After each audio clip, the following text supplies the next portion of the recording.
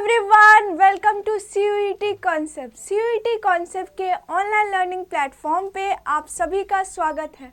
मैं हूँ प्रकृति, आपके बिजनेस स्टडीज़ और अकाउंटेंसी के मेंटोर, और आज हम बात करेंगे अपने बिजनेस स्टडीज़ के एग्ज़ाम पैटर्न के बारे में, सिलेबस के बारे में, किस टाइप के क्वेश्चंस आपसे पूछे जाते हैं, उन सभी चीज़ों के बारे में, है ना। उससे पहले मैं थोड़ा अपने बारे में आप सभी को बता देती हूँ। मैं प्रकृति हूँ। मैं अभी अपना post graduation Banaras Hindu university से कर रही हूँ। इससे पहले मैंने अपना अंडर ग्रेजुएशन भी बनारस हिंदू यूनिवर्सिटी से किया था, है ना। 2022 में मैंने भी CUET UG का एग्ज़ाम दिया था, है ना, BCom के लिए, है ना, जिसमें मुझे बिजनेस स्टडीज़ में 100 परसेंटाइल मिले थे और अकाउंटेंसी में 99.6 परसेंटाइल मिले थे।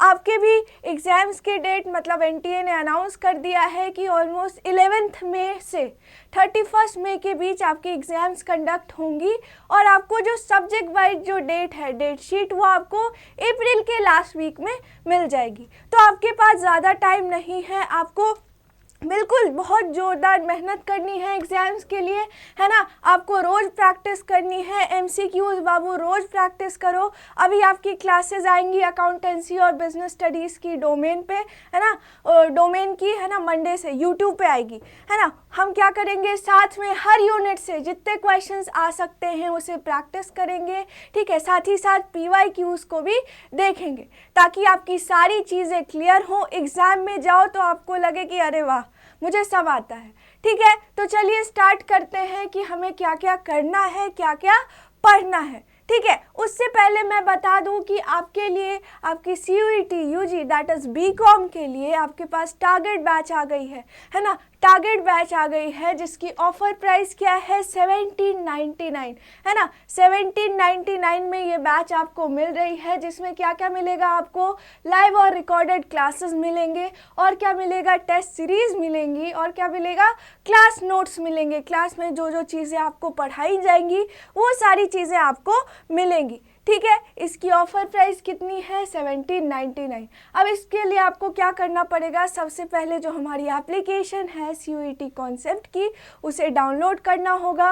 उसमें जाके आपको रजिस्टर करना होगा। रजिस्टर करने के बाद आप क्या करोगे, उसमें लॉगिन करोगे। लॉगिन करने के बाद आप इस बैच को सेलेक्ट करोगे, और पेमेंट करने के बाद आपको ये बैच मिल जाएगी, ठीक है। तो क्लियर है सारी चीज़ें, आगे बढ़ते हैं। फिर आता है आपका कि हमारे एग्ज़ाम में, हमारी जो CUET UG की एग्ज़ाम्स हैं उसमें आपको कितने क्वेश्चंस देखने को मिलेंगे आपके डोमेन्स के, ठीक है। अभी हम बात कर रहे हैं बिजनेस स्टडीज़ की, तो बिजनेस स्टडीज़ में आपको 50 क्वेश्चंस देखने को मिलेंगे। टोटल 50 क्वेश्चंस देखने को मिलेंगे, और आपको सारे क्वेश्चंस अटेम्प्ट करने हैं, मतलब all the questions are compulsory, है ना। 50 क्वेश्चंस आएंगे और 50 क्वेश्चंस आपको अटेम्प्ट करने हैं, मतलब सारे क्वेश्चंस अटेम्प्ट करने कंपलसरी है, ठीक है। टाइम कितना अलॉटेड है आपको, टाइम 60 मिनट्स का अलॉटेड है, मतलब 60 मिनट्स में आपको 50 क्वेश्चंस सॉल्व करने हैं, अटेम्प्ट करने हैं, ठीक है। अब टोटल मार्क्स कितना है आपका, टोटल मार्क्स है 250, है ना, फॉर बिजनेस स्टडीज़, मतलब जो आपके डोमेन सब्जेक्ट हैं, चाहे हम बात करें बिजनेस स्टडीज़ की, है ना, या अकाउंटेंसी की, तो जो आपके डोमेन सब्जेक्ट्स हैं सारे, उसका टोटल मार्क्स है आपका 250, ठीक है। एक आंसर सही होने पे आपको 5 मार्क्स मिलेंगे। वहीं अगर एक आंसर आपका गलत हो जाता है तो आपकी -1 की नेगेटिव मार्किंग भी है। तो इस चीज़ का ध्यान रखना, जिस क्वेश्चंस में आप कंफर्म नहीं हो तो प्लीज़ तुक्के मत मारना। बच्चे करते हैं एग्जाम्स में जाके, क्या करते हैं, तुक्के मारते हैं कि अरे क्या पता सही हो जाए। ये सारी चीज़ें आपको नहीं करनी है, क्योंकि नेगेटिव मार्किंग का आप ध्यान रखना, -1 की आपकी नेगेटिव मार्किंग है, ठीक है। अब हम बात करते हैं कि आपसे कैसे कैसे क्वेश्चंस पूछे जाएंगे, है ना, कैसे कैसे क्वेश्चंस पूछे जाएंगे। तो सबसे पहले मैं आपको बता दूं, आपको सबसे पहले केस स्टडीज़ पूछा जाएगा, है ना। क्या पूछा जाएगा, जो आपकी केस स्टडीज़ हैं, जिसे आप वैल्यू बेस्ड क्वेश्चंस भी बोलते हो, है ना। केस स्टडीज़, या आपने बचपन में सॉल्व किया होगा वैल्यू बेस्ड क्वेश्चंस, बड़े क्लास में जाके वही केस स्टडीज़ बन जाती हैं, है ना। आपके बोर्ड्स एग्जाम्स में भी पूछे जाएंगे। फिर आपसे क्या पूछा जाएगा, पैसेज वाले क्वेश्चंस, आपको पैसेज दिए जाएंगे, इसे आप रीडिंग कॉम्प्रिहेंशन भी कहते हो। क्या बोलते हो, रीडिंग कॉम्प्रिहेंशन। ऐसे क्वेश्चंस आपसे पूछे जाएंगे। आपसे फिर बेसिक क्वेश्चंस पूछे जाते हैं, बिजनेस स्टडीज़ की जो बेसिक थ्योरी क्वेश्चंस हैं, बेसिक कंसेप्ट्स वाले क्वेश्चंस आपसे पूछे जाएंगे। ठीक है, कौन से क्वेश्चन, बेसिक कंसेप्ट्स वाले। इसके अलावा आपसे क्या पूछे जाते हैं, मल्टीपल ऑप्शंस वाले क्वेश्चंस। बहुत सारे ऑप्शन दिए जाएंगे आपको, उसमें से आपको चूज़ करना है। मल्टीपल ऑप्शंस वाले क्वेश्चंस आपको देखने को मिलेंगे। और कौन सी क्वेश्चन मिलती है, मैच द फॉलोइंग वाले, है ना, मैचिंग वाले क्वेश्चंस आपको मिलेंगे, मैच द फॉलोइंग वाले। इन सारी चीज़ों को नोट कर लेना कि कौन कौन सी क्वेश्चंस आपको एग्जाम में देखने को मिलेंगी। फिर बहुत इंपॉर्टेंट है एक, आपको सीक्वेंस वाले क्वेश्चंस देखने को मिलेंगे। सीक्वेंस वाले में जैसे हम जब मैनेजमेंट के फंक्शंस की बात करें, चाहे वो प्लानिंग हो, ऑर्गेनाइजिंग हो, स्टाफिंग हो, डायरेक्टिंग हो या कंट्रोलिंग हो, है ना, इनकी जो प्रोसेस है, इनमें जो स्टेप्स आती हैं अलग अलग, इससे क्वेश्चंस आपको पूछे जा सकते हैं कि आप क्या करो। मान लो हम प्लानिंग की बात करें तो आपसे पूछा जा सकता है, आपको स्टेप्स दिए जाएंगे ऑप्शन में प्लानिंग प्रोसेस के, और आपको बोला जाएगा कि आप क्या करो, इसे अरेंज करो सीक्वेंस में, ऑर्डर में। तो ऐसे क्वेश्चंस आपको बिजनेस स्टडीज के देखने को मिलते हैं आपकी एग्जाम्स में। ठीक है, तो सारी चीज़ें क्लियर हैं कि कौन से कितने मार्क्स के क्वेश्चंस आपको देखने को मिलेंगे, कितनी मार्क्स मिलेगी आपको, कितनी टोटल मार्क्स है, कितने टाइम अलॉटेड है आपको, क्या नेगेटिव मार्किंग है, किस टाइप की क्वेश्चन आपको देखने को मिलती है एग्जाम्स में। ठीक है, तो ये सारी चीज़ें क्लियर हैं। अब तो हम बात करते हैं हमारे सिलेबस की, कि क्या सिलेबस है हमारा, क्या क्या चीज़ें हमें पढ़नी है किस यूनिट से।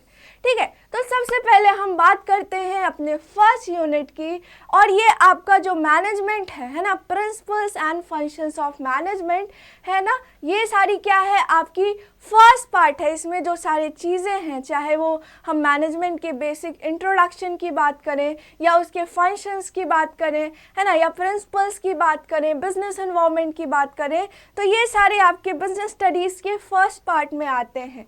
और आप जब एग्जाम्स के लिए पढ़ रहे हो तो बाबू मैं बोलूँगी आप फुल्ली एनसीईआरटी को क्या करो, रेफर करो। एनसीईआरटी में सारी चीज़ें आपको दी गई है, बिल्कुल बेसिक लैंग्वेज में, अंडरस्टैंडेबल फॉर्म में, आप इजीली उसे समझ सकते हो। और एनटीए भी मैं बता दूं, मैंने खुद एग्जाम दिया था, एनटीए भी आपको एनसीईआरटी के कुछ कुछ डायरेक्ट लाइंस आपको दे देंगे एग्जाम में। ठीक है, डायरेक्ट क्वेश्चंस आती हैं आपकी एनसीईआरटी से, तो मैं बोलूँगी कि आप एनसीईआरटी तो प्रेफर्ड है भाई, मैं तो प्रेफर करूँगी, ठीक है, कि आप एनसीईआरटी से पढ़ो। ठीक है, तो आपकी जब फर्स्ट यूनिट की बात आती है, that is nature and significance of management, तो इसमें आपको क्या क्या पढ़ना है, मैनेजमेंट के बारे में पढ़ना है, मैनेजमेंट के कॉन्सेप्ट को पढ़ना है, और क्या पढ़ना है कि मैनेजमेंट की क्या क्या ऑब्जेक्टिव है, क्या क्या ऑब्जेक्टिव थी, एक ऑर्गेनाइजेशनल ऑब्जेक्टिव थी, है ना, सोशल ऑब्जेक्टिव जो होती है आपकी, या पर्सनल ऑब्जेक्टिव होती है। ठीक है, इन सारी चीज़ों के बारे में पढ़ना है। इससे पहले आप एक चीज़ ध्यान रखना, आपको मैनेजमेंट के फीचर्स के भी बारे में पढ़ना है। कितनी ईजी है मैनेजमेंट के फीचर्स, कि मैनेजमेंट क्या है, एक गोल ओरिएंटेड प्रोसेस है, मैनेजमेंट क्या है, एक परवेसिव फंक्शन है, कंटिन्यूस प्रोसेस है। ठीक है, ये सारी चीज़ें आपको बेसिक चीज़ें बिल्कुल पढ़नी है मैनेजमेंट के बारे में। और क्या पढ़ना है, ऑब्जेक्टिव, जैसे आपकी ऑर्गेनाइजेशनल ऑब्जेक्टिव हो गई, ऑर्गेनाइजेशन के लिए क्या क्या ऑब्जेक्टिव है, सोशल ऑब्जेक्टिव, सोसाइटी के प्रति क्या ऑब्लिगेशंस हैं, क्या ऑब्जेक्टिव है, पर्सनल ऑब्जेक्टिव, एम्प्लॉयज़ के लिए क्या ऑब्जेक्टिव है, इन सारी चीज़ों के बारे में पढ़ना है। फिर क्या पढ़ना है, इम्पॉर्टेंस ऑफ मैनेजमेंट, मैनेजमेंट क्यों इम्पॉर्टेंट है, क्या सिग्निफिकेंस है मैनेजमेंट की, इन सारी चीज़ों के बारे में आपको पढ़ना है। फिर क्या पढ़ना है आपको, नेचर ऑफ मैनेजमेंट। जब हम नेचर ऑफ मैनेजमेंट की बात करें तो इसमें किस चीज़ की बात आती है कि मैनेजमेंट क्या है, मैनेजमेंट एक साइंस है, आर्ट है कि प्रोफेशन है, मैनेजमेंट क्या है, क्या कंक्लूज़न निकलती है इससे, है ना, इन सारी चीज़ों के बारे में हमें पढ़ना है। जब हम पढ़ते हैं तो हम क्या देखते हैं कि मैनेजमेंट क्या है, हमारी इन एग्जैक्ट साइंस है, जिसे हम सोशल साइंस भी बोलते हैं, लेकिन मैनेजमेंट को अभी हम प्रोफेशन नहीं बोल सकते हैं, है ना। मान लो बोला जाता है कि हाँ फ्यूचर में आप बोल सकते हैं, लेकिन अभी के लिए मैनेजमेंट प्रोफेशन नहीं है। ठीक है, फिर हमें क्या पढ़ना है, लेवल्स ऑफ मैनेजमेंट, कि हमारे मैनेजमेंट में कितने लेवल्स होते हैं, जिसमें हम किसकी बात करते हैं, टॉप लेवल मैनेजमेंट की, मिडिल लेवल मैनेजमेंट की और lower level management, that is supervisory level of management भी आप इसे बोलते हो। अब टॉप लेवल मैनेजमेंट में जो हाई अथॉरिटी, जो हाई ऑफिशियल्स हैं आपके, जैसे डायरेक्टर हो गए, सीईओज हो गए, चेयरपर्सन, चेयरमैन, ठीक है, ये सारे आते हैं आपके टॉप मैनेजमेंट में।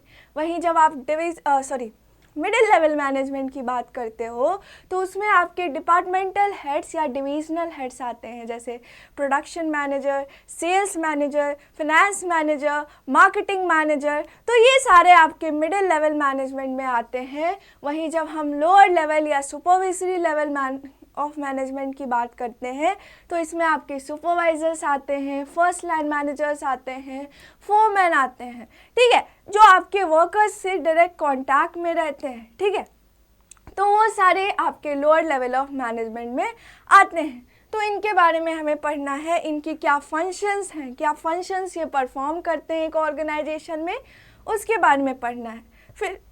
फिर क्या पढ़ना है आपको, मैनेजमेंट के फंक्शंस के बारे में, कि मैनेजमेंट की कौन कौन से फंक्शंस होते हैं, जिसमें हमें उसके 5 फंक्शंस के बारे में पढ़ना है।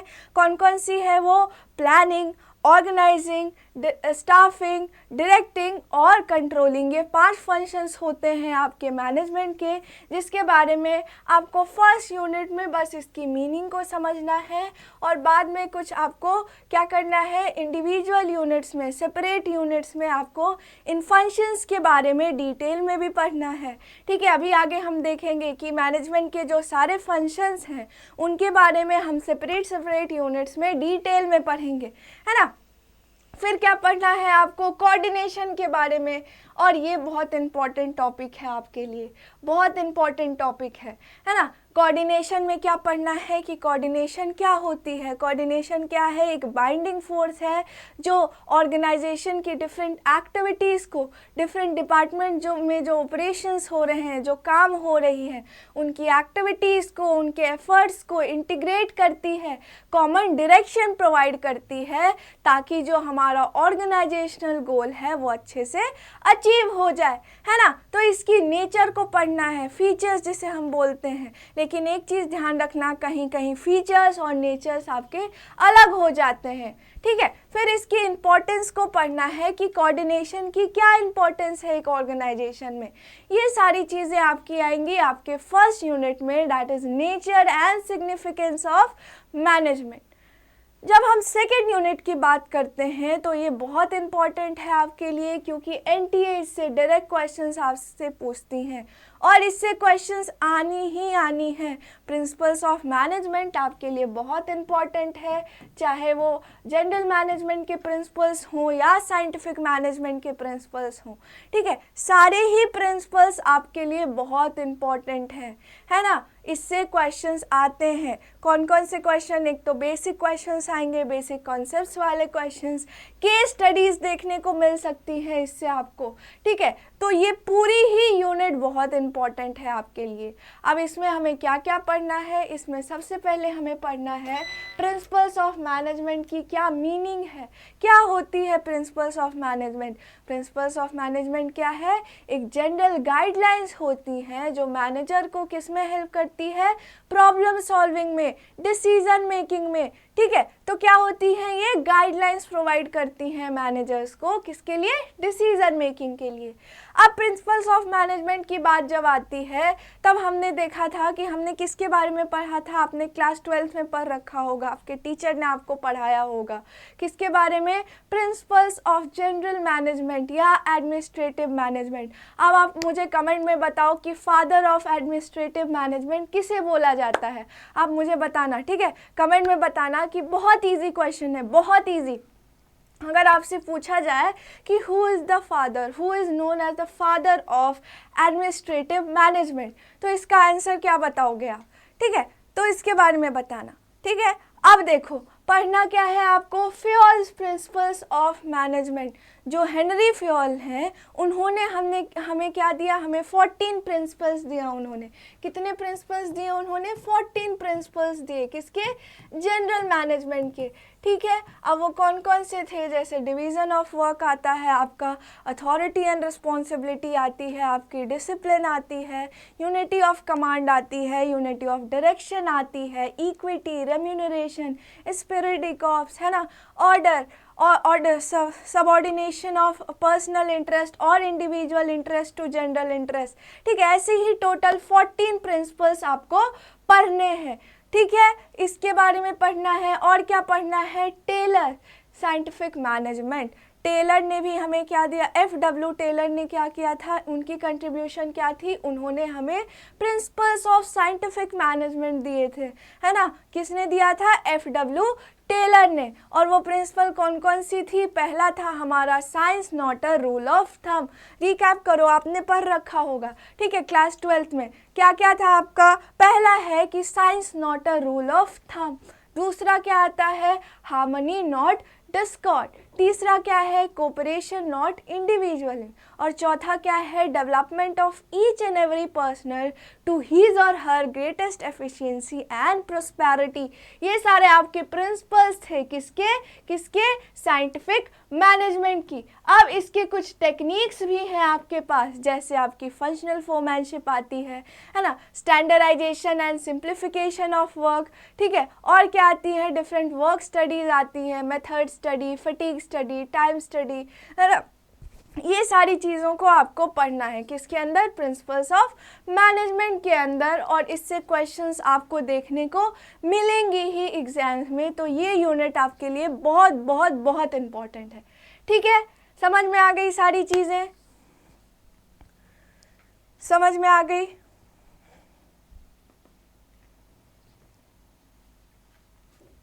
एक मिनट रुक जाए।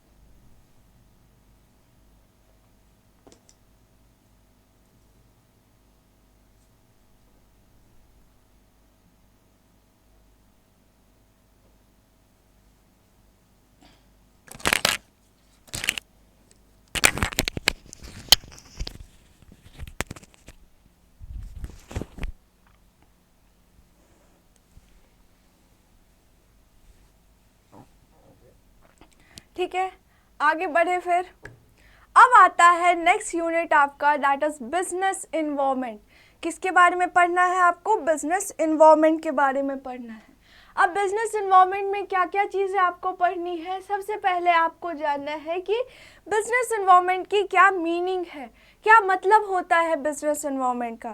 तो क्या मतलब होता है कि बिजनेस इन्वायरमेंट क्या होते हैं, आपके सम टोटल होती है आपकी किस चीज़ की, एक्सटर्नल फोर्सेस की या अदर फोर्सेस की, जो कि बिजनेस के कंट्रोल के बाहर होती है, लेकिन फिर भी बिजनेस की एक्टिविटीज़ को, उसकी परफॉर्मेंस को इनडायरेक्टली अफेक्ट करती है। तो उसे हम क्या बोलते हैं, बिजनेस इन्वायरमेंट बोलते हैं। अब बिजनेस इन्वायरमेंट की क्या फीचर्स होती हैं, जैसे इसमें कुछ जनरल फोर्सेस होते हैं, है ना, इसमें कुछ स्पेसिफिक फोर्सेस होते हैं, रिलेटेडनेस, ठीक है, फिर इसमें आती है टोटलिटी ऑफ एक्सटर्नल फैक्टर्स या फोर्सेस। ये सारी चीज़ें आपको पढ़नी है। ऐसे और भी फीचर्स हैं, फिर आपको पढ़ना है कि बिजनेस इन्वायरमेंट की क्या इम्पोर्टेंस है। पहले तो ये हमें हेल्प करती है रिसोर्सेज को टैप करने में। फिर क्या आता है कि अगर कोई अपॉर्चुनिटीज़ है तो उसे आइडेंटिफाई करने में, थ्रेट्स को आइडेंटिफाई करने में,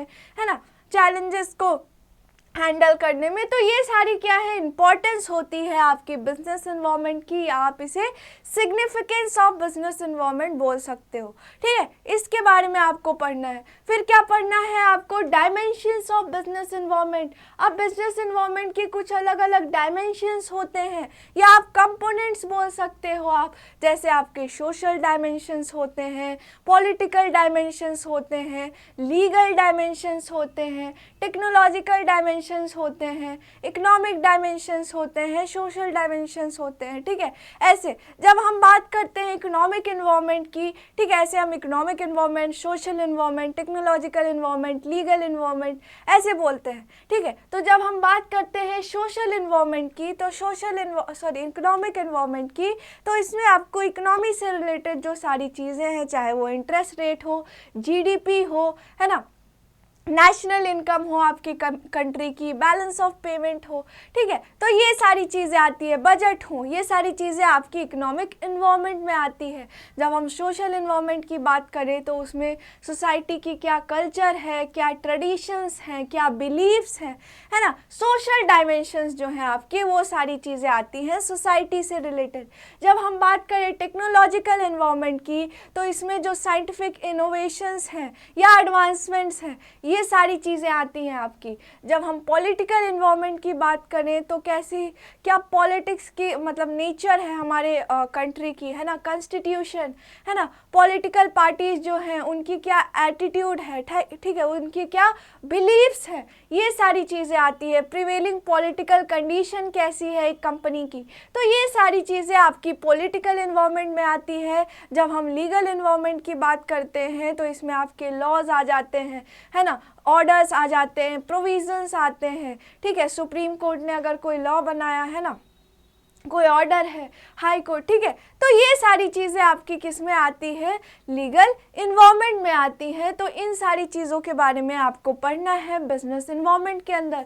अब मैं बता दूं कि ये भी बहुत इंपॉर्टेंट यूनिट है आपके लिए, क्योंकि इससे भी आपको डायरेक्ट क्वेश्चंस देखने को मिलेंगे, चाहे वो थियोरी क्वेश्चंस हो, बेसिक कॉन्सेप्ट्स वाले, या फिर केस स्टडीज़, ठीक है, वैल्यू बेस्ड क्वेश्चंस आपको मोस्टली इसके डायमेंशंस से मिलेंगी देखने को, है ना। और जो आपकी मीनिंग है, जैसे आपको एक बार पूछा गया है कि बिजनेस इन्वायरमेंट की मीनिंग आपको दे दी गई है और पूछा गया है कि क्या है, ठीक है, मतलब आपको चूज़ करना है कि कौन सी ऑप्शन डिफाइन कर रही है इसे, ठीक है। ये जो है आपको सेंटेंस दी गई है, ये किस टर्म को डिफाइन कर रही है, किसके बारे में बता रही है ना, तो जिसका आंसर आपका बिजनेस इन्वायरमेंट था। और जब हम केस स्टडीज़ या वैल्यू बेस्ड क्वेश्चंस की बात करें तो ये आपको डायमेंशंस से देखने को मिल सकती हैं, ठीक है। तो ये सारी चीज़ें थी आपकी थर्ड यूनिट में। अब जो फोर्थ यूनिट है आपका, यहाँ से आपके मैनेजमेंट के जो 5 फंक्शंस हैं, कौन कौन सी, प्लानिंग, ऑर्गेनाइजिंग, स्टाफिंग, डायरेक्टिंग और कंट्रोलिंग, इन 5 फंक्शंस के बारे में आपको सेपरेट यूनिट्स में पढ़ने हैं डिटेल में। तो सबसे पहले हम किसके बारे में पढ़ेंगे, प्लानिंग के बारे में, क्योंकि प्लानिंग क्या है, प्राइमरी फंक्शन है मैनेजमेंट का, most important first function of management, that is planning. अब प्लानिंग में हमें क्या पढ़ना है, प्लानिंग में सबसे पहले हमें इसकी मीनिंग को समझनी है, फिर प्लानिंग के क्या फीचर्स होते हैं उसको समझना है, क्या इम्पोर्टेंस है एक ऑर्गेनाइजेशन में प्लानिंग की उसके बारे में समझना है, और लिमिटेशंस क्या है, क्या शॉर्टकमिंग्स है प्लानिंग की उसके बारे में पढ़ना है। फिर क्या पढ़ना है, प्लानिंग प्रोसेस, बहुत इंपॉर्टेंट, मोस्ट इम्पॉर्टेंट, मार्क कर लेना, वेरी वेरी इंपॉर्टेंट, क्योंकि यहाँ से आपको सीक्वेंस वाले क्वेश्चंस देखने को मिल सकते हैं। कौन से वाले, सीक्वेंस वाले। आपको बोला जाएगा कि इन स्टेप्स को क्या करो, अरेंज करो ऑर्डर में, सीक्वेंस में। चाहे वो कोई भी फंक्शन हो मैनेजमेंट की, हर प्रोसेस बहुत इंपॉर्टेंट है, चाहे वो प्लानिंग की हो, ऑर्गेनाइजिंग की हो, स्टाफिंग की हो, डायरेक्टिंग की हो या फिर कंट्रोलिंग की हो, ठीक है, सबकी प्रोसेस बहुत इंपॉर्टेंट है। फिर क्या पढ़ना है आपको, टाइप्स ऑफ प्लान, ये भी बहुत इंपॉर्टेंट है, इससे आपको बेसिक कंसेप्ट्स वाले क्वेश्चंस देखने को मिल सकते हैं। टाइप्स ऑफ प्लान में हमने क्लास में डिस्कस किया था, हमारा 2 टाइप का प्लान हम पढ़ते हैं, एक हमारा सिंगल यूज़ प्लान आता है और दूसरा क्या आता है हमारा standing plan. Single use plan की बात करें तो उस प्लान को हम बस एक स्पेसिफिक पर्पस के लिए यूज़ करते हैं, वो वन टाइम यूज़ के लिए वो प्लान बनाते हैं हम। जब वो पर्पस हमारी अकम्प्लिश हो जाती है, जब वो पर्पस क्या हो जाती है हमारी कंप्लीट हो जाती है, फुलफ़िल हो जाती है, तो हम उन प्लान्स को जो सिंगल यूज़ प्लान है उसे क्या कर देते हैं, डिस्कार्ड कर देते हैं। लेकिन जो स्टैंडिंग प्लान्स होती हैं उसे हम लंबे टाइम तक यूज़ कर सकते हैं with some modification and changes, लेकिन उसे हम लॉन्गर पीरियड में क्या करते हैं, बार बार यूज़ करते हैं। तो वो रेकरिंग नेचर वाली एक्टिविटीज़ के लिए हम क्या करते हैं, वैसे प्लान्स बनाते हैं, ठीक है। अब इन्हीं में आ जाती हैं आपकी ऑब्जेक्टिव्स, जिसके बारे में आपको पढ़ना है। स्ट्रैटेजी क्या होती है, पॉलिसी क्या है ना, प्रोसीडियर की मीनिंग क्या है, मेथड्स क्या है, रूल क्या होती है, बजट क्या होती है, प्रोग्राम क्या होती है, इन सारी चीज़ों के बारे में आपको इनकी मीनिंग को समझना है। तो ये टाइप्स ऑफ प्लान्स भी आपके लिए बहुत इम्पॉर्टेंट है। अब क्या आता है आपका second function of management, that is organising, है ना। अब आपको ऑर्गेनाइजिंग की मीनिंग को समझना होगा और क्या समझना है कि क्या सिग्निफिकेंस है ऑर्गेनाइजिंग की, क्या इम्पोर्टेंस है एक ऑर्गेनाइजिंग फंक्शन की एक ऑर्गेनाइजेशन में, है ना। फिर स्टेप्स आ गए, ये भी बहुत इंपॉर्टेंट है, सीक्वेंस वाले क्वेश्चंस आपको देखने को मिलेंगे, steps in the process of organising, ठीक है। फिर ये भी इम्पॉर्टेंट है ऑर्गेनाइजेशनल स्ट्रक्चर, सबसे पहले आपको ऑर्गेनाइजेशनल स्ट्रक्चर, ठीक है। स्पैन ऑफ मैनेजमेंट बहुत इंपॉर्टेंट टॉपिक है, मार्क कर लेना, ठीक है, ये भी पढ़ के जाना, स्पैन ऑफ मैनेजमेंट, है ना, इसके बारे में भी पढ़ के जाना। और क्या होती है और क्या है, अब देखो, फिर आपको पढ़ना है स्ट्रक्चर ऑफ ऑर्गेनाइजेशन, जिसे हम ऑर्गेनाइजेशनल स्ट्रक्चर भी बोलते हैं, ठीक है, जिसे हमने जब हम क्लास 12th या फिर CUET UG की बात करें तो उस पर्सपेक्टिव से हम 2 टाइप की ऑर्गेनाइजेशनल स्ट्रक्चर को पढ़ते हैं।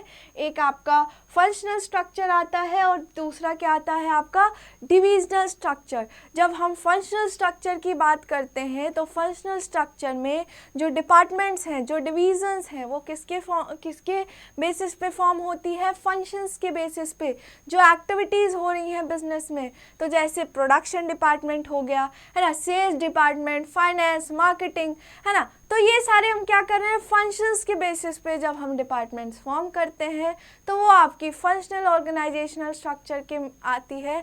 और जब हम डिविजनल स्ट्रक्चर की बात करें तो इसमें जो डिवीजन्स फॉर्म होते हैं वो प्रोडक्ट लाइन के बेसिस पे फॉर्म होती है, ठीक है। तो इसके बारे में पढ़ना है। फिर आपको पढ़ना है फॉर्मल एंड इनफॉर्मल ऑर्गेनाइजेशन के बारे में। फॉर्मल ऑर्गेनाइजेशन पॉलिसीज़ पे बेस्ड हैं, रूल्स पे बेस्ड हैं, फॉर्मल स्ट्रक्चर पे बेस्ड होती है, लेकिन इनफॉर्मल ऑर्गेनाइजेशन किस पे बेस्ड होती है, जो सोशल या पर्सनल इंटरेक्शंस होते हैं ऑर्गेनाइजेशन में, उस पे बेस्ड होती है।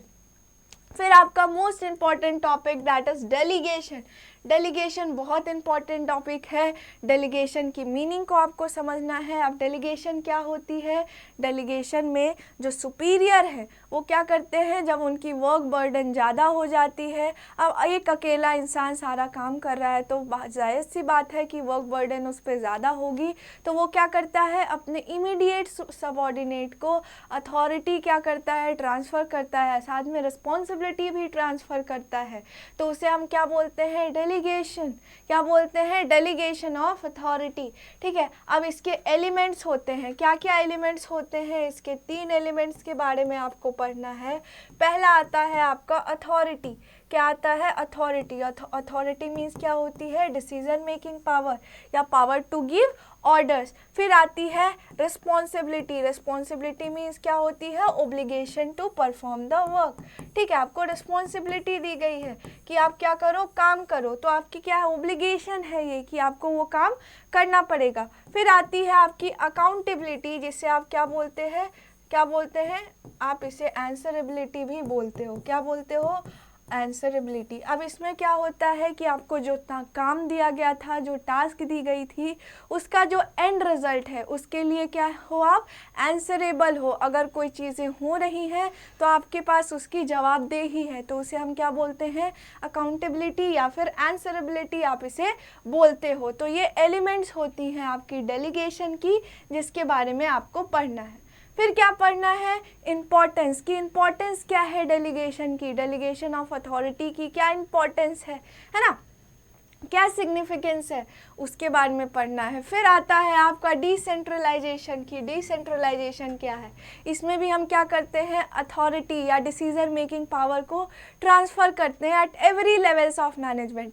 डेलीगेशन में हमने देखा एक सुपीरियर बस अपने इमीडिएट सबऑर्डिनेट को करता है, लेकिन डिसेंट्रलाइजेशन में जो डिसीजन मेकिंग पावर है वो हर लेवल पे ट्रांसफ़र होती है, और स्पेशली यहाँ फोकस किस पे किया जाता है, लोअर लेवल ऑफ मैनेजमेंट पे। उन्हें क्या दी जाती है, उन्हें थोड़ी सी अथॉरिटी दी जाती है, ठीक है। तो उसकी मीनिंग को पढ़ना है, डिसेंट्रलाइजेशन की क्या इंपॉर्टेंस है उसके बारे में आपको पढ़ना है। फिर क्या पढ़ना है आपको, difference between delegation and decentralisation. Delegation और डिसेंट्रलाइजेशन के बीच क्या डिफरेंस है, इसके बारे में भी आपको पढ़ना है, ठीक। अब आता है आपका next function of management, that is staffing. अब स्टाफिंग क्या है, स्टाफिंग क्या इंश्योर करता है कि जो भी जॉब पोजीशंस हैं एट राइट प्लेस, जो जॉब पोजीशंस हैं उसके लिए हमारे पास क्या हो, राइट पर्सनल हो, right people at right time at right place, ठीक है। ये कौन इंश्योर करता है, जो मैनेजमेंट की थर्ड फंक्शन है दैट इज स्टाफिंग। ये इंश्योर करता है कि जो वीकेंड जॉब पोजीशंस हैं या डिफरेंट जॉब पोजीशंस हैं हमारे ऑर्गेनाइजेशन में, उस पर सही एम्प्लॉयज़ हों जिनके पास नेसेसरी स्किल्स हों, है ना, क्वालिफिकेशंस हों, जो कैपेबल हों, जिनके पास एबिलिटी हो उस काम को परफॉर्म करने की, ठीक है। अब ये आपकी ह्यूमन रिसोर्सेज से डील करती है, जो ह्यूमन एसेट होती है एक ऑर्गेनाइजेशन की, उससे डील करती है। तो सबसे पहले आपको स्टाफिंग की मीनिंग को समझना होगा कि स्टाफिंग की क्या मीनिंग है ना। फिर नीड क्या होती है स्टाफिंग की, क्यों ज़रूरी है स्टाफिंग करना, ठीक है, उसके बारे में पढ़ना है। फिर क्या पढ़ना है आपको, इम्पोर्टेंस ऑफ स्टाफिंग, स्टाफिंग की क्या इम्पोर्टेंस है ना। फिर आपका एक टॉपिक आता है staffing as a part of human resource management. अभी मैंने बताया कि ये ह्यूमन एस्पेक्ट से डील करती है, ह्यूमन एसेट से डील करती है, ठीक है। तो ये सारी चीज़ें आपके ह्यूमन रिसोर्स मैनेजमेंट में भी आती है। तो स्टाफिंग क्या है, एक नैरो कॉन्सेप्ट है, और ब्रॉड कॉन्सेप्ट क्या है, ब्रॉडर कॉन्सेप्ट आपका आता है ह्यूमन रिसोर्स मैनेजमेंट, ठीक है। ये जब आप यूजी करोगे, बीकॉम करोगे, तो आपके कॉलेज में या यूनिवर्सिटी में जहाँ भी आप जाओ, ठीक है, वहाँ एक आपका सेपरेट सब्जेक्ट रहेगा HRM, that is human resource management, ठीक है। तो ये क्या है, आपकी ब्रॉडर कॉन्सेप्ट है, और उसी के अंदर क्या आती है आपकी स्टाफिंग। जो सारी चीज़ें आप स्टाफिंग में करते हो, चाहे वो रिक्रूटमेंट हो, सिलेक्शन हो, ट्रेनिंग हो, डेवलपमेंट हो, कंपनसेशन हो, प्लेसमेंट हो, ठीक है, ये सारी चीज़ें आपकी ह्यूमन रिसोर्स मैनेजमेंट के अंदर आती है, ठीक है। फिर क्या आता है आपका स्टेप्स इन स्टाफिंग प्रोसेस। ये भी बहुत इंपॉर्टेंट है, इसमें आपको सीक्वेंस वाले क्वेश्चंस देखने को मिलेंगे, मैंने ऑलरेडी बता दिया, चाहे वो कोई भी फंक्शन हो, ठीक है। फिर आपको क्या पढ़ना है, रिक्रूटमेंट। रिक्रूटमेंट की क्या मीनिंग होती है, रिक्रूटमेंट में हम क्या करते हैं, एक पूल ऑफ पॉसिबल कैंडिडेट्स या पोटेंशियल कैंडिडेट्स, हम क्या करते हैं, पूल क्रिएट करते हैं उनकी, ठीक है, उन्हें इनवाइट करते हैं, किसके लिए, अप्लाई करने के लिए। किसके लिए, किस चीज़ के लिए अप्लाई करेंगे, वेकेंट जॉब पोजीशंस के लिए। जो कैंडिडेट्स हैं वो वेकेंट जॉब पोजीशन के लिए क्या करेंगे, अप्लाई करेंगे। तो इसमें हम क्या करते हैं, उनसे एप्लीकेशंस इनवाइट करते हैं। अब रिक्रूटमेंट की क्या प्रोसेस है, इसके बारे में पढ़ना है। सोर्सेज बहुत इंपॉर्टेंट, मोस्ट इंपॉर्टेंट, VVI, जो सोर्सेज हैं आपके रिक्रूटमेंट के, जिसमें आपके इंटरनल सोर्सेज आते हैं और एक्सटर्नल सोर्सेज आते हैं। इंटरनल सोर्सेज में क्या होता है कि जो आपके एग्जिस्टिंग एम्प्लॉयज़ हैं, जो ऑलरेडी आपकी ऑर्गेनाइजेशन में काम कर रहे हैं, उससे ही क्या करते हैं हम अपने वेकेंट जॉब पोजीशन, अगर कोई वेकेंट जॉब पोजीशंस हैं हमारे किसमें ऑर्गेनाइजेशन में, तो उसे हम अपने एग्जिस्टिंग एम्प्लॉयज़ से ही फिल करते हैं। लेकिन जब एक्सटर्नल सोर्सेज की बात आती है तो एक्सटर्नल सोर्सेज में जो वेकेंट जॉब पोजीशंस हैं उसके लिए हम एम्प्लॉयज़ को बाहर से रिक्रूट करते हैं। ठीक है, एक्सटर्नल सोर्सेज से मतलब बाहर से कैंडिडेट्स को हम क्या करते हैं, रिक्रूट करते हैं। तो जब हम इंटरनल सोर्सेज की बात करते हैं तो इंटरनल सोर्सेज में आपकी ट्रांसफ़र आ जाती है और प्रमोशन आ जाती है। ट्रांसफ़र में क्या होता है कि हम एम्प्लॉयज़ को क्या करते हैं, एक ब्रांच से दूसरे ब्रांच, एक जॉब से दूसरी जॉब, है ना, वन प्लेस टू अनदर हम क्या करते हैं, उन्हें शिफ्ट करते हैं। तो ये जो है ना हॉरिजॉन्टल शिफ्टिंग होती है, सेम लेवल वाली शिफ्टिंग होती है। एक ब्रांच से दूसरी ब्रांच पे हो रही है, एक जॉब से दूसरी जॉब हो रही है ना। तो ये सारी चीज़ें आती हैं। और जब हम एक्सटर्नल सोर्सेज ऑफ रिक्रूटमेंट की बात करें, और जब प्रमोशन है, प्रमोशन आपके मेथड है किसकी, जब इंटरनल सोर्सेज ऑफ रिक्रूटमेंट में आपकी दो मेथड्स आती हैं, एक आपका ट्रांसफ़र होता है और दूसरा क्या होता है आपका प्रमोशन। प्रमोशन में क्या होती है, vertical shifting of employees. Vertical shifting कैसे होगी, प्रमोशन में आप एम्प्लॉयज़ को प्रमोट करते हो मतलब उन्हें लोअर लेवल जॉब पोजीशन से क्या प्रोवाइड करते हो, उन्हें higher level of job position पे शिफ्ट करते हो। ठीक है, तो प्रमोशन में क्या होती है, वर्टिकल शिफ्टिंग होती है, लेकिन ट्रांसफ़र में क्या होती है, हॉरिजॉन्टल शिफ्टिंग होती है। तो ये सारे आपके मेथड्स होते हैं इंटरनल रिक्रूटमेंट की। लेकिन जब हम एक्सटर्नल रिक्रूटमेंट के सोर्सेज की बात करें तो इसमें आपकी डायरेक्ट रिक्रूटमेंट आती हैं, कैजुअल कॉलर्स आती हैं, है ना, कैंपस रिक्रूटमेंट या कैंपस सिलेक्शन है, रिकमेंडेशन ऑफ एग्जिस्टिंग एम्प्लॉयज़, है ना, वेब पब्लिशिंग आती है, एडवर्टाइजिंग आती है, मैनेजमेंट कंसल्टेंट्स आते हैं, प्लेसमेंट एजेंसीज आती हैं। ठीक है, तो ये सारी आपकी किस में आती हैं, ये सारे मेथड्स होते हैं आपके एक्सटर्नल सोर्सेज ऑफ रिक्रूटमेंट के।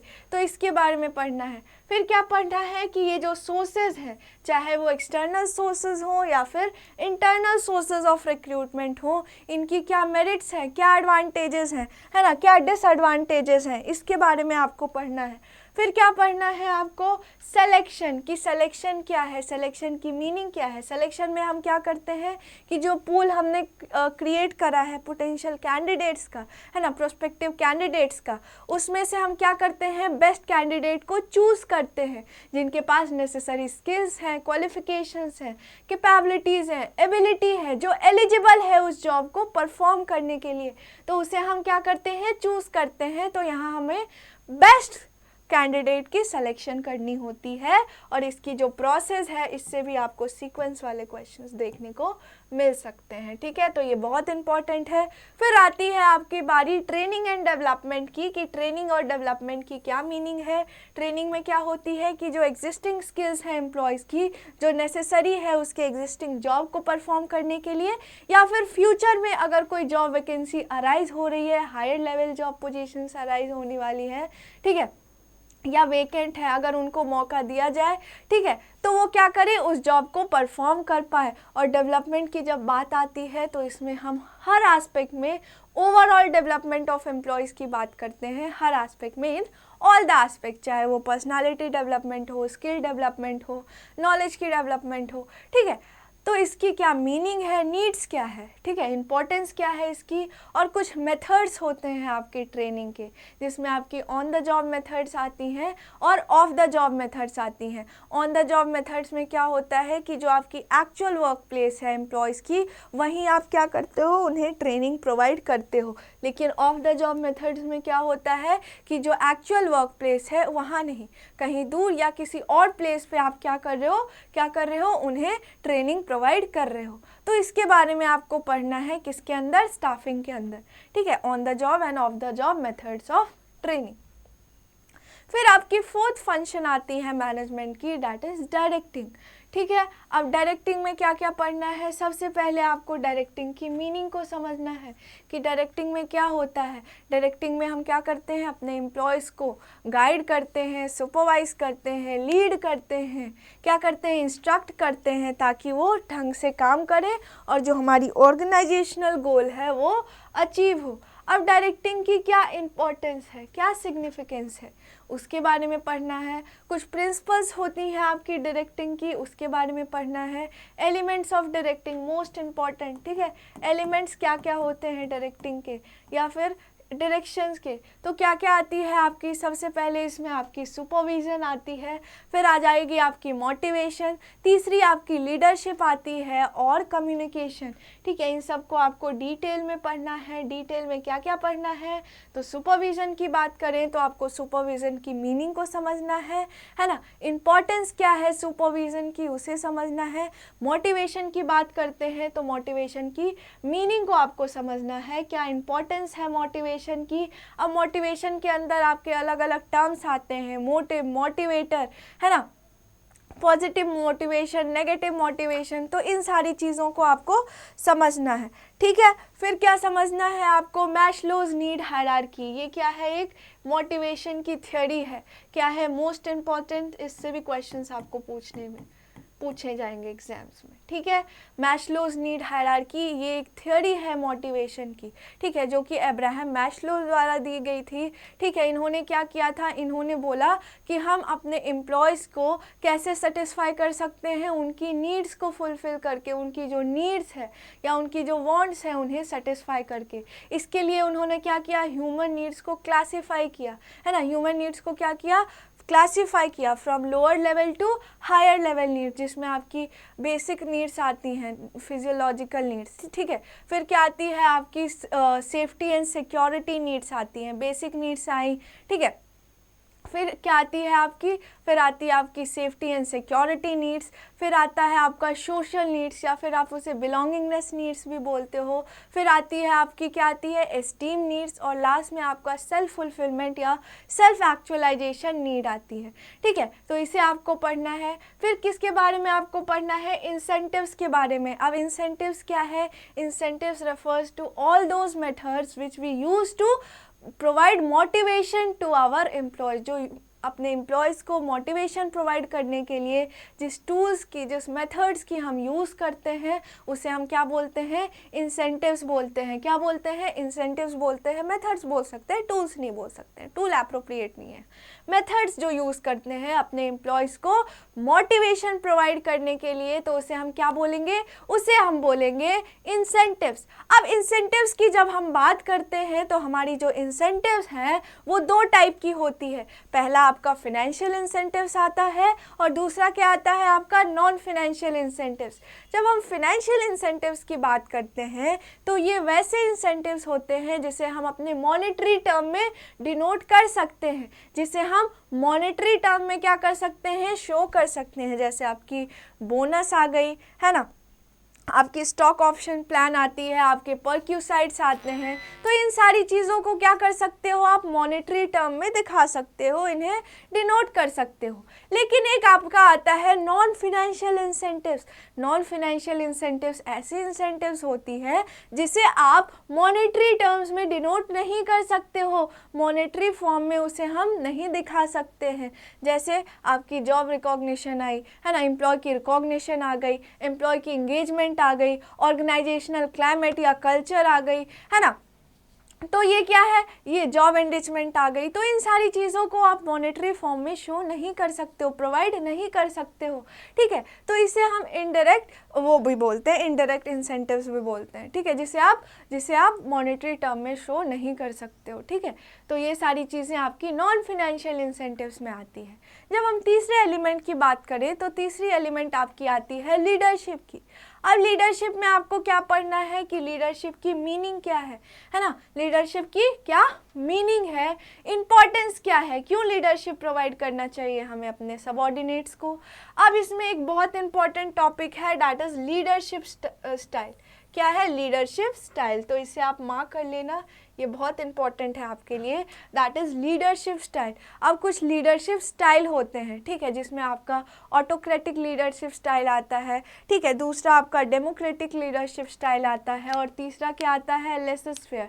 जब हम ऑटोक्रेटिक या ऑथोरिटेटिव लीडरशिप स्टाइल की बात करते हैं तो इसमें जो लीडर्स हैं वो क्या करते हैं, वो अपनी ऑथोरिटी को बस एक्सरसाइज करता है, ठीक है। तो वो क्या करते हैं, जो ऑर्डर्स हैं वो खुद ही ऑर्डर्स देते हैं, उसमें कम्युनिकेशन जो है वो वन वे होती है, जो डिसीजंस हैं वो बस लीडर लेते हैं, जो सुपीरियर है, जो मैनेजर है वही लेते हैं, उसमें वो अपने सबऑर्डिनेट्स को या एम्प्लॉयज़ को कंसल्ट नहीं करते हैं। लेकिन जब हम डेमोक्रेटिक लीडरशिप स्टाइल की बात करें तो यहाँ जो डिसीज़न मेकिंग होती है ये जॉइंटली होती है, जॉइंट कंसल्टेशन से होती है। यहाँ एम्प्लॉयज़ को भी क्या दिया जाता है, मौका दिया जाता है, उनसे भी सजेशंस लिए जाते हैं, उनसे भी एडवाइस लिया जाता है, ठीक है। तो डिसीज़न मेकिंग क्या होती है, जॉइंटली होती है, यहाँ टू वे कम्युनिकेशन होती है।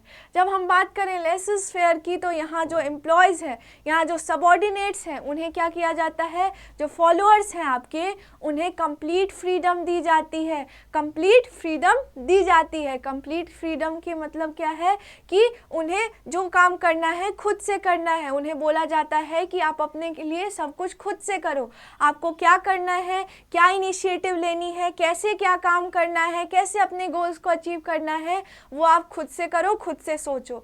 बस यहाँ मैनेजमेंट का काम क्या होता है, लीडर्स का काम यही होता है कि जो इंफॉर्मेशन नेसेसरी है उनके लिए उन्हें देना, ठीक है, और कैसे काम करना है, क्या चीज़ करनी है वो बस उन्हें बताना, ठीक है, कि क्या हमें आपकी गोल क्या है, आपको क्या करना है, और क्या आपको नेसेसरी इन्फॉर्मेशन जो है, इंपॉर्टेंट इन्फॉर्मेशन उन्हें सप्लाई करना।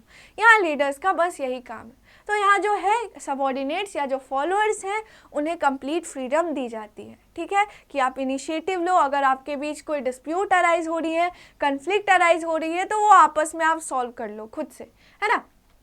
तो इसके बारे में आपको पढ़ना है।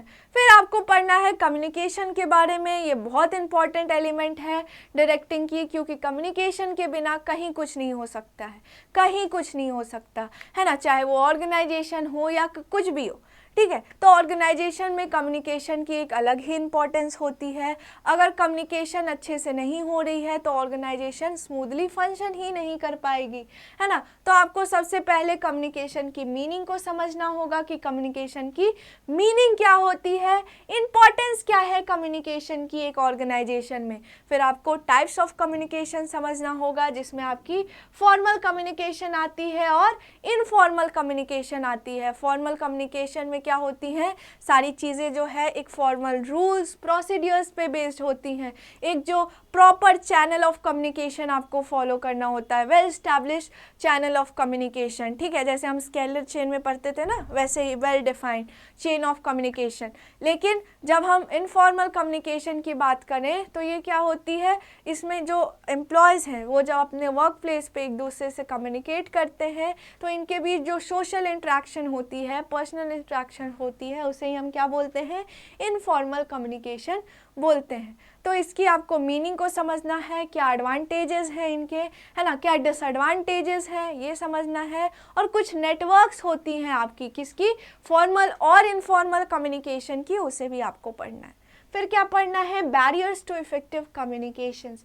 अब बैरियर्स क्या हैं, जो कम्युनिकेशन जिससे सही तरीके से नहीं हो पाती है, जैसे आपके पर्सनल बैरियर्स आते हैं, सिमेंटिक बैरियर्स आते हैं, ऐसे कई बैरियर्स हैं जिसके बारे में आपको पढ़ना है, जिसे हम नॉइस भी बोलते हैं, है ना, हिंड्रेंस बोलते हैं, और how to overcome the barriers. अब इन बैरियर्स को कैसे सही करना है, कैसे ओवरकम करना है, इसके बारे में भी आपको पढ़ना है, किसके अंदर, आपके डायरेक्टिंग के अंदर, ठीक है। तो ये आपकी थी फोर्थ फंक्शन ऑफ मैनेजमेंट।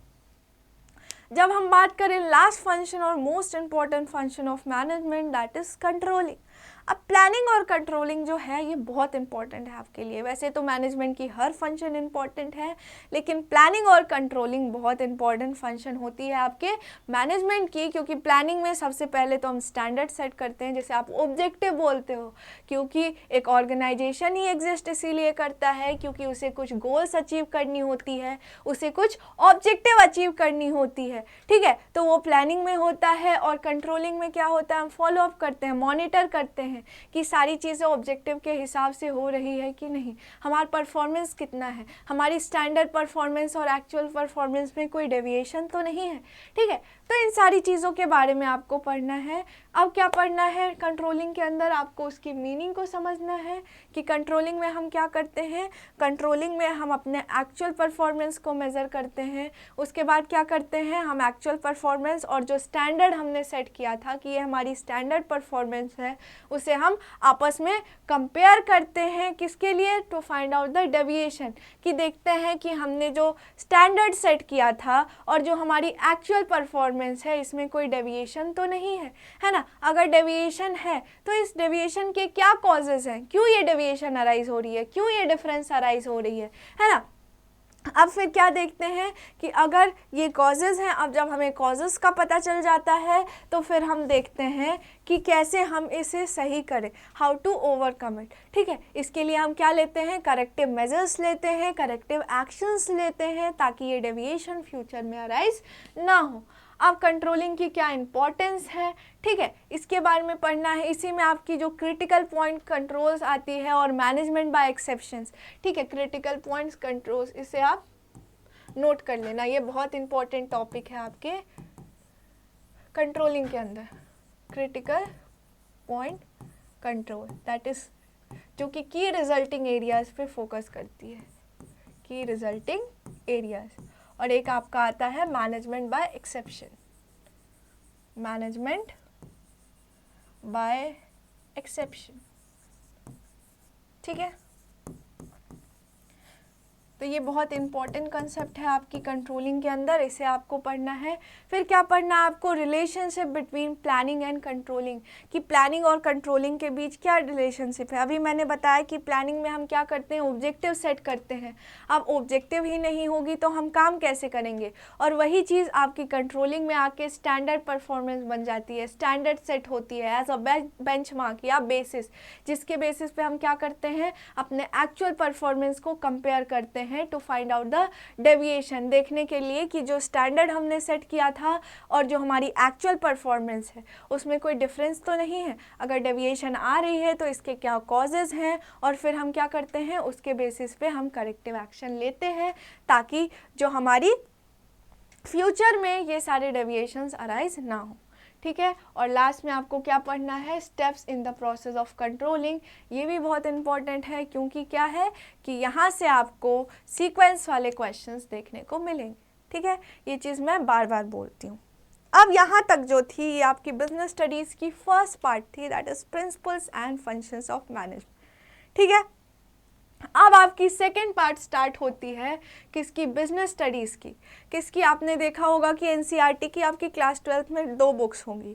एक में आप principles and functions of management के बारे में आपने पढ़ा होगा, दूसरे में आपकी बिजनेस फाइनेंस आ जाती हैं, है ना, फाइनेंशियल मार्केट आ जाती है, मार्केटिंग, कंज्यूमर प्रोटेक्शन। तो ये आपका दूसरा पार्ट है बिजनेस स्टडीज़ का। अब उसमें हमारा सबसे पहला टॉपिक आता है बिजनेस फाइनेंस, कि बिजनेस फाइनेंस क्या है।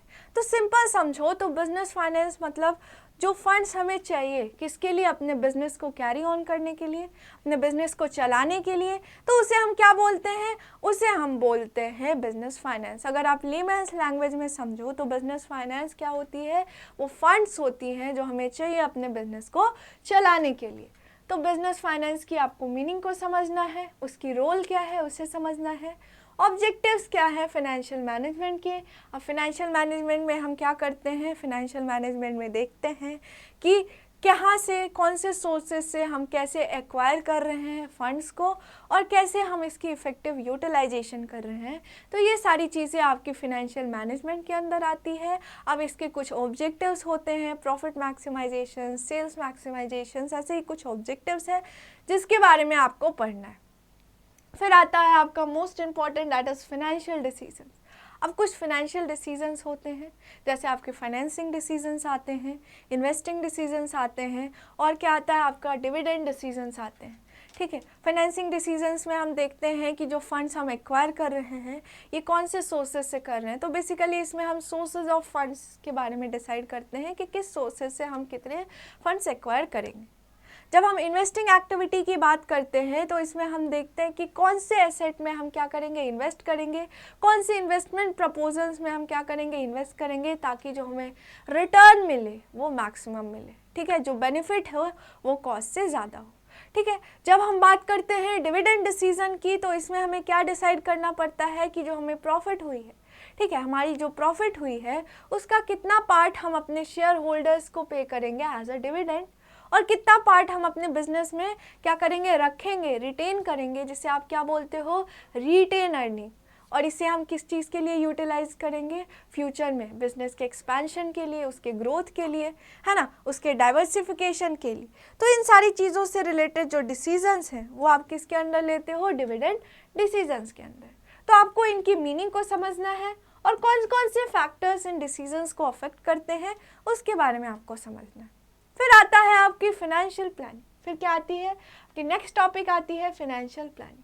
अब फाइनेंशियल प्लानिंग की क्या मीनिंग है, अब इसमें हम देखते हैं कि फ्यूचर में हमारे कंपनी में कितनी फंड्स की रिक्वायरमेंट हो सकती है, और अगर रिक्वायरमेंट है तो सही टाइम पे सही अमाउंट में हम क्या करें, उस फंड को रखें अपने बिजनेस में, ताकि जो फंक्शनिंग हो हमारी बिजनेस की वो स्मूथ हो, हमारी कंपनी जो है अच्छे से फंक्शन करे, कोई हिंड्रेंस ना हो, ठीक है। अब इम्पोर्टेंस क्या है इम्पोर्टेंस फाइनेंशियल प्लानिंग की, या सिग्निफिकेंस बोल सकते हो आप, उसके बारे में आपको पढ़ना है। फिर क्या पढ़ना है, कैपिटल स्ट्रक्चर, यहाँ पे आपको जो फंड है उसकी कंपोजिशन को पढ़ना है, डेट इक्विटी का क्या कंपोजिशन है, ठीक है, जो डेट बाय इक्विटी आपने फॉर्मूला पढ़ा होगा, है ना, debt by equity, composition of fund कि कितने डेट है हमारी, कितनी ओनर्स फंड है, कितने आउटसाइडर्स फंड है, ठीक है। तो वो कंपोजिशन के बारे में आपको पढ़ना है कि कैपिटल स्ट्रक्चर की क्या मीनिंग है और कौन कौन से फैक्टर्स अफेक्ट करते हैं हमारे कैपिटल स्ट्रक्चर को, ठीक। फिर आता है आपका working fixed and working capital. अब फिक्स कैपिटल क्या होती है, फिक्स कैपिटल वैसी कैपिटल है या वैसी फंड्स होती हैं जो हमें किस लिए चाहिए, for investing in fix asset, for purchasing fix asset, fix assets को परचेज करने के लिए, या जो लॉन्ग टर्म एसेट्स होते हैं आपके उसे परचेज करने के लिए जो कैपिटल की, जो फंड की रिक्वायरमेंट होती है उसे हम क्या बोलते हैं, फिक्स्ड कैपिटल बोलते हैं।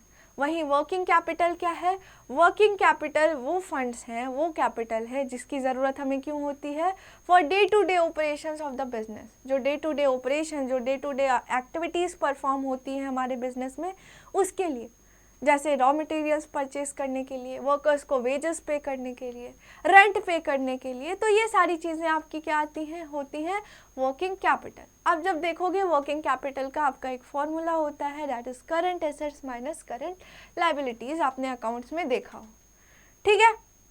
अब देखो, आपको इनकी मीनिंग को समझना है और कौन कौन से ऐसे फैक्टर्स होते हैं जो इनके रिक्वायरमेंट्स को अफेक्ट करते हैं। जब हम फिक्स कैपिटल की बात करते हैं तो बिजनेस की नेचर क्या है ना, साइज़ क्या है ऑपरेशंस की, है ना, बैंकिंग कनेक्शन कैसी हैं, ठीक है, कोलेटरल रिक्वायरमेंट्स कैसी हैं, ठीक है। तो ये सारी चीज़ें, ठीक है, कोलैबोरेशन, कोलैबोरेशन, ठीक है।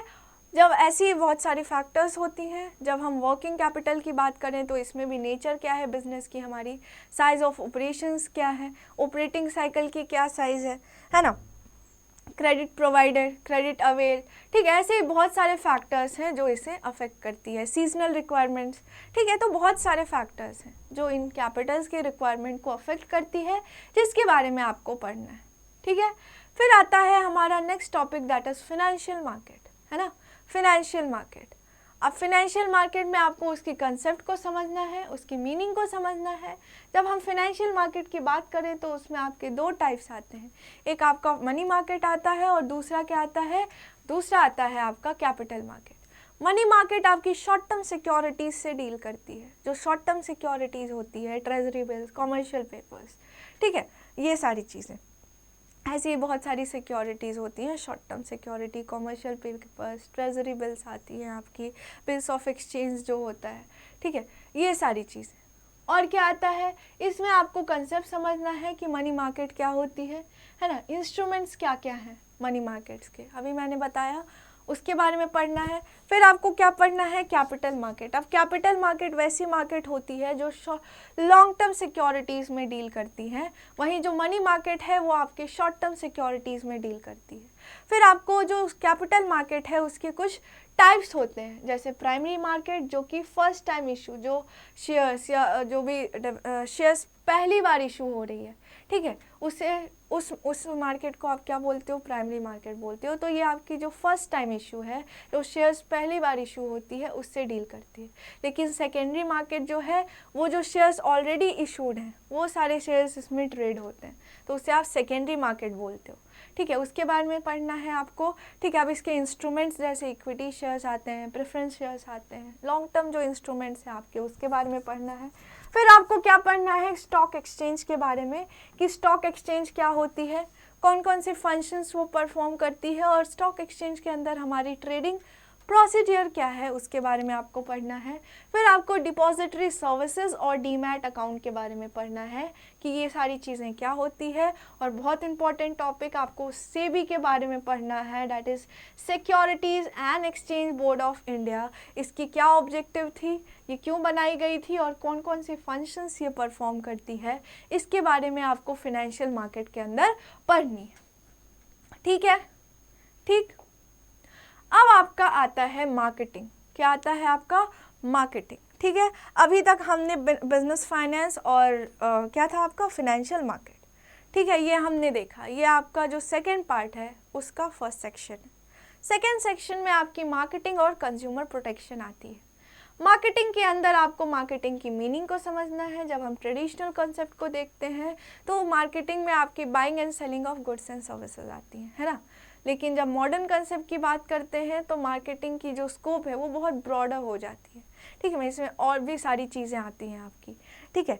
तो इसमें जो मेन एम होता है, जब हम मॉडर्न मार्केटिंग कंसेप्ट की बात करते हैं तो इसका जो मेन फोकस होता है वो किस पे होता है, कंज्यूमर सेटिस्फैक्शन पे। तो कंज्यूमर के अराउंड सारी चीज़ें रिवॉल्व करती हैं, ठीक है। फिर मार्केटिंग की फंक्शंस को पढ़ना है कि कौन कौन से फंक्शंस मार्केटिंग परफॉर्म करती है, रोल क्या है मार्केटिंग की, और फिलॉसफीज़ बहुत इंपॉर्टेंट, इससे क्वेश्चंस आपको देखने को मिलेंगे।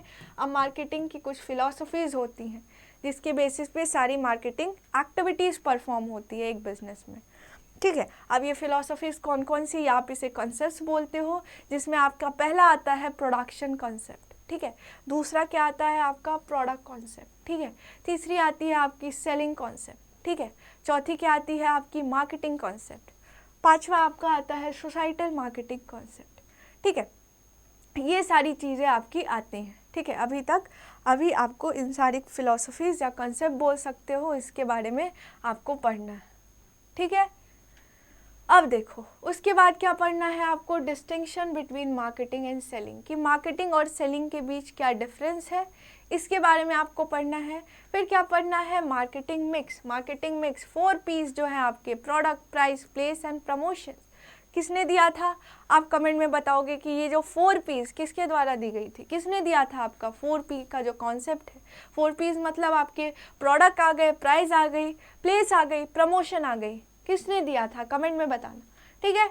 अब देखो इसके एलिमेंट्स को पढ़ना है। मार्केटिंग मिक्स के एलिमेंट्स आपके प्रोडक्ट हो जाते हैं, प्राइस हो जाती है ना, प्लेस हो जाती है, और क्या हो जाती है आपकी, प्रमोशन। प्रोडक्ट के अंदर आपको प्रोडक्ट की मीनिंग को समझना है, नेचर क्या है प्रोडक्ट की, डिफरेंट टाइप ऑफ प्रोडक्ट या फिर आप इसे क्लासिफिकेशन बोल सकते हो, उसके बारे में पढ़ना है। अब उसके अंदर आपकी ब्रांडिंग, लेबलिंग और पैकेजिंग आती है। ब्रांडिंग में क्या होता है कि हम अपने प्रोडक्ट को स्पेसिफिक नेम या सिंबल प्रोवाइड करते हैं। वहीं जब हम पैकेजिंग की बात करें तो हम अपने प्रोडक्ट के लिए क्या करते हैं, रैपर्स डिज़ाइन करते हैं। इसी में आपकी 3 टाइप की पैकेजिंग आती है, प्राइमरी पैकेजिंग, सेकेंडरी पैकेजिंग और ट्रांसपोर्टेशन पैकेजिंग आती है। लेबलिंग की बात, फिर क्या करते हो आप, उस पैकेज के ऊपर लेवल्स चिपकाते हो जिसके बारे में आपको प्रोडक्ट से रिगार्डिंग जो सारी यूज़फुल इंफॉर्मेशन है वो दी गई रहती है। Date of manufacture, expiring date, है ना, वेट कितनी है, और क्या है, कहाँ ये मैन्युफैक्चर हुई थी, ये सारी चीज़ें आपको दी गई रहती है, ठीक। फिर आता है आपका फिजिकल डिस्ट्रीब्यूशन, है ना।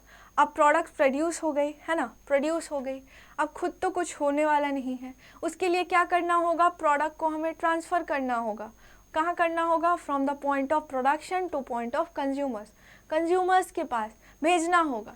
ठीक है, अब इसमें जो सारी चीज़ें इन्वॉल्व हैं, यही आपका फंक्शन आता है इंटरमीडियरी का। इंटरमीडियरीज की जो रोल्स हैं यहीं आपकी अराइज होती है, यहीं राइज होती है।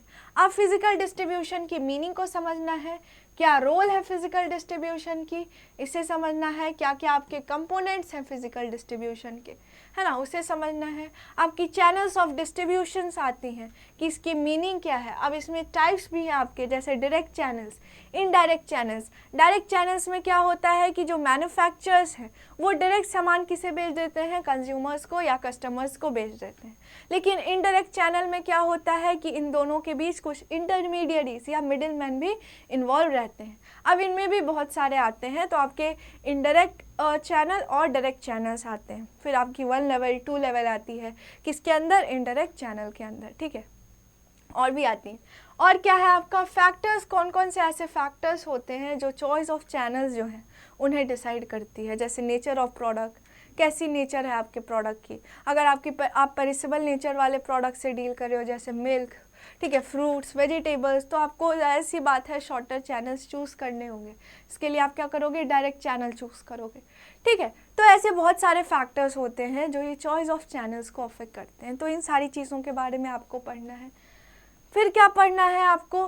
प्रमोशन के बारे में, कि प्रमोशन क्या है, प्रमोशन की मीनिंग क्या है, रोल क्या होती है, प्रमोशन मिक्स क्या है, प्रमोशन मिक्स के अंदर कौन कौन से डिसीजंस इन्वॉल्व होते हैं।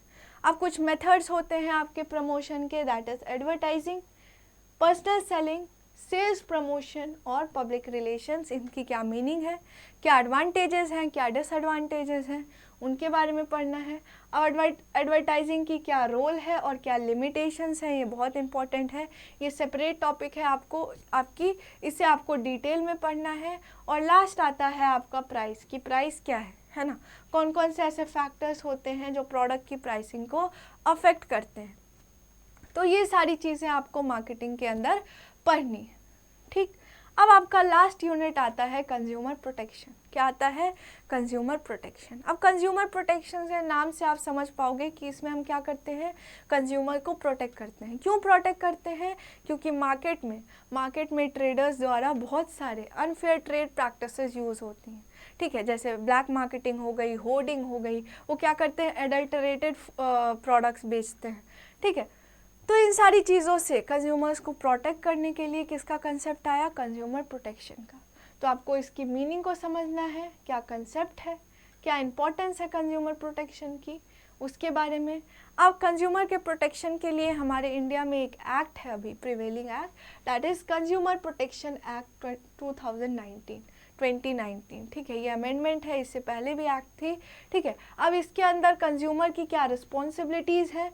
अब ये जो कंज्यूमर प्रोटेक्शन एक्ट है 2019, इसके अंदर कंज्यूमर को कुछ राइट्स दिए गए थे, right to choose, right to be inform, right to education, right to be heard.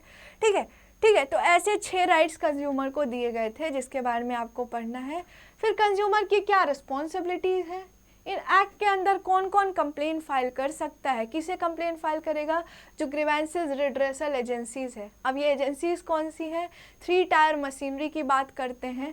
ठीक है, जो कंज्यूमर की प्रोटेक्शन के लिए या उनके ग्रीवेंस के रिड्रेसल के लिए सेट किया गया है। कहाँ कहाँ? डिस्ट्रिक्ट लेवल पे, स्टेट लेवल पे और नेशनल लेवल पे। जब हम डिस्ट्रिक्ट लेवल की बात करते हैं तो इसे हम डिस्ट्रिक्ट फोरम बोलते हैं, स्टेट लेवल की बात करें तो इसे हम स्टेट कमीशन बोलते हैं, और नेशनल लेवल की बात करें तो इसे हम नेशनल कमीशन बोलते हैं। ठीक है, अब क्या है? Ways and means of consumer protection, कौन कौन से तरीके से कंज्यूमर को प्रोटेक्ट कर सकते हैं? Consumer awareness and legal redressal with special reference to consumer protection act 2019। ये जो लीगल रिड्रेसल आता है, यही आपकी 3 टायर मशीनरी की बात होती है। ठीक है, अब क्या क्या रेमेडीज़ अवेलेबल हैं कस्टमर्स को, ठीक है, इसके बारे में पढ़ना है। फिर जो कंज्यूमर ऑर्गेनाइजेशंस हैं या जो NGOs हैं, उनकी क्या रोल है किसमें? कंज्यूमर प्रोटेक्शन में। इन सारी चीज़ों के बारे में आपको किसके अंदर पढ़ना है? इन सारी चीज़ों के बारे में आपको आपके कंज्यूमर प्रोटेक्शन के अंदर पढ़ना है। ठीक है, समझ में आ गई सारी चीज़ें?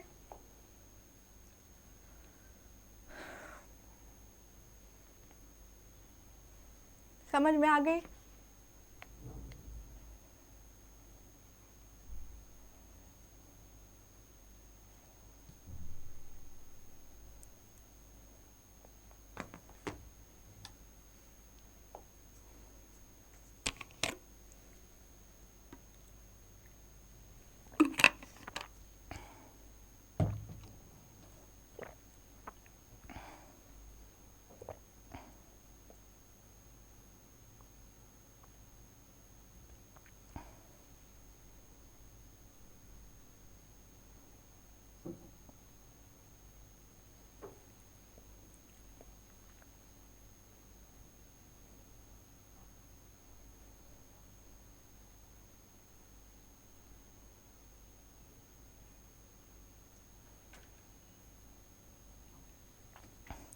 अब हम बात करते हैं कि कौन से यूनिट से कितने क्वेश्चंस आपसे पूछे जाते हैं, ठीक है, किस यूनिट से कितने क्वेश्चंस आपको पूछे गए।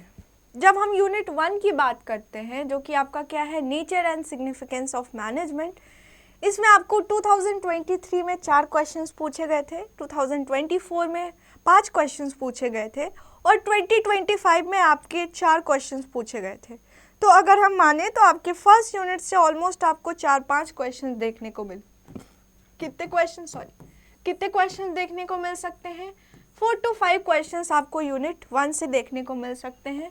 जब हम यूनिट 2 की बात करते हैं तो आपको 2023 में 5 क्वेश्चंस देखने को मिले थे, ठीक है, 2024 में 4 क्वेश्चंस देखने को मिले थे, ठीक है, और 2025 में आपको 3 क्वेश्चंस देखने को मिले थे, ठीक है।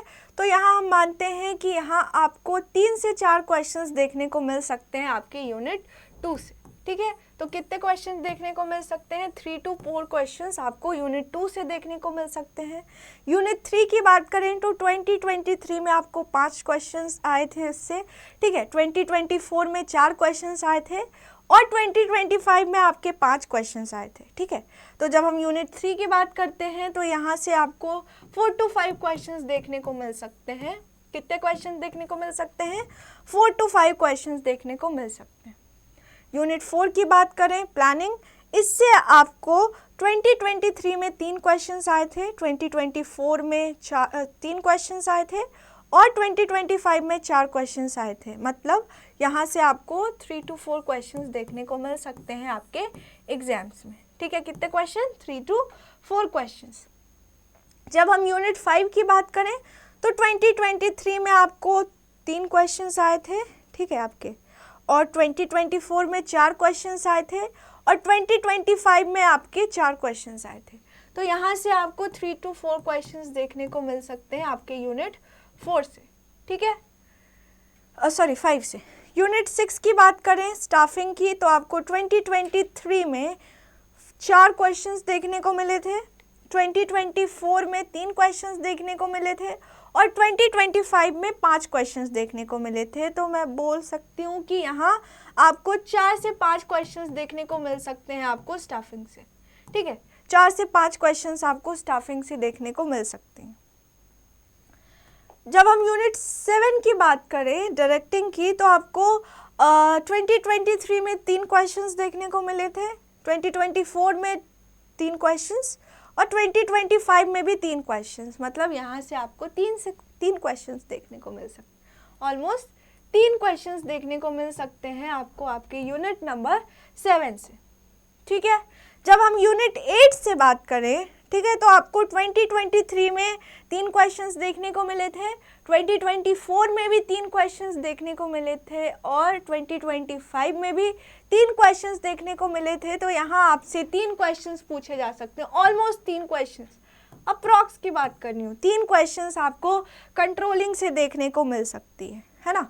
यूनिट 9 की बात करें तो 2023 में आपको 4 क्वेश्चंस देखने को मिले थे, 2024 में 5 क्वेश्चंस देखने को मिले थे और 2025 में 6 क्वेश्चंस देखने को मिले थे।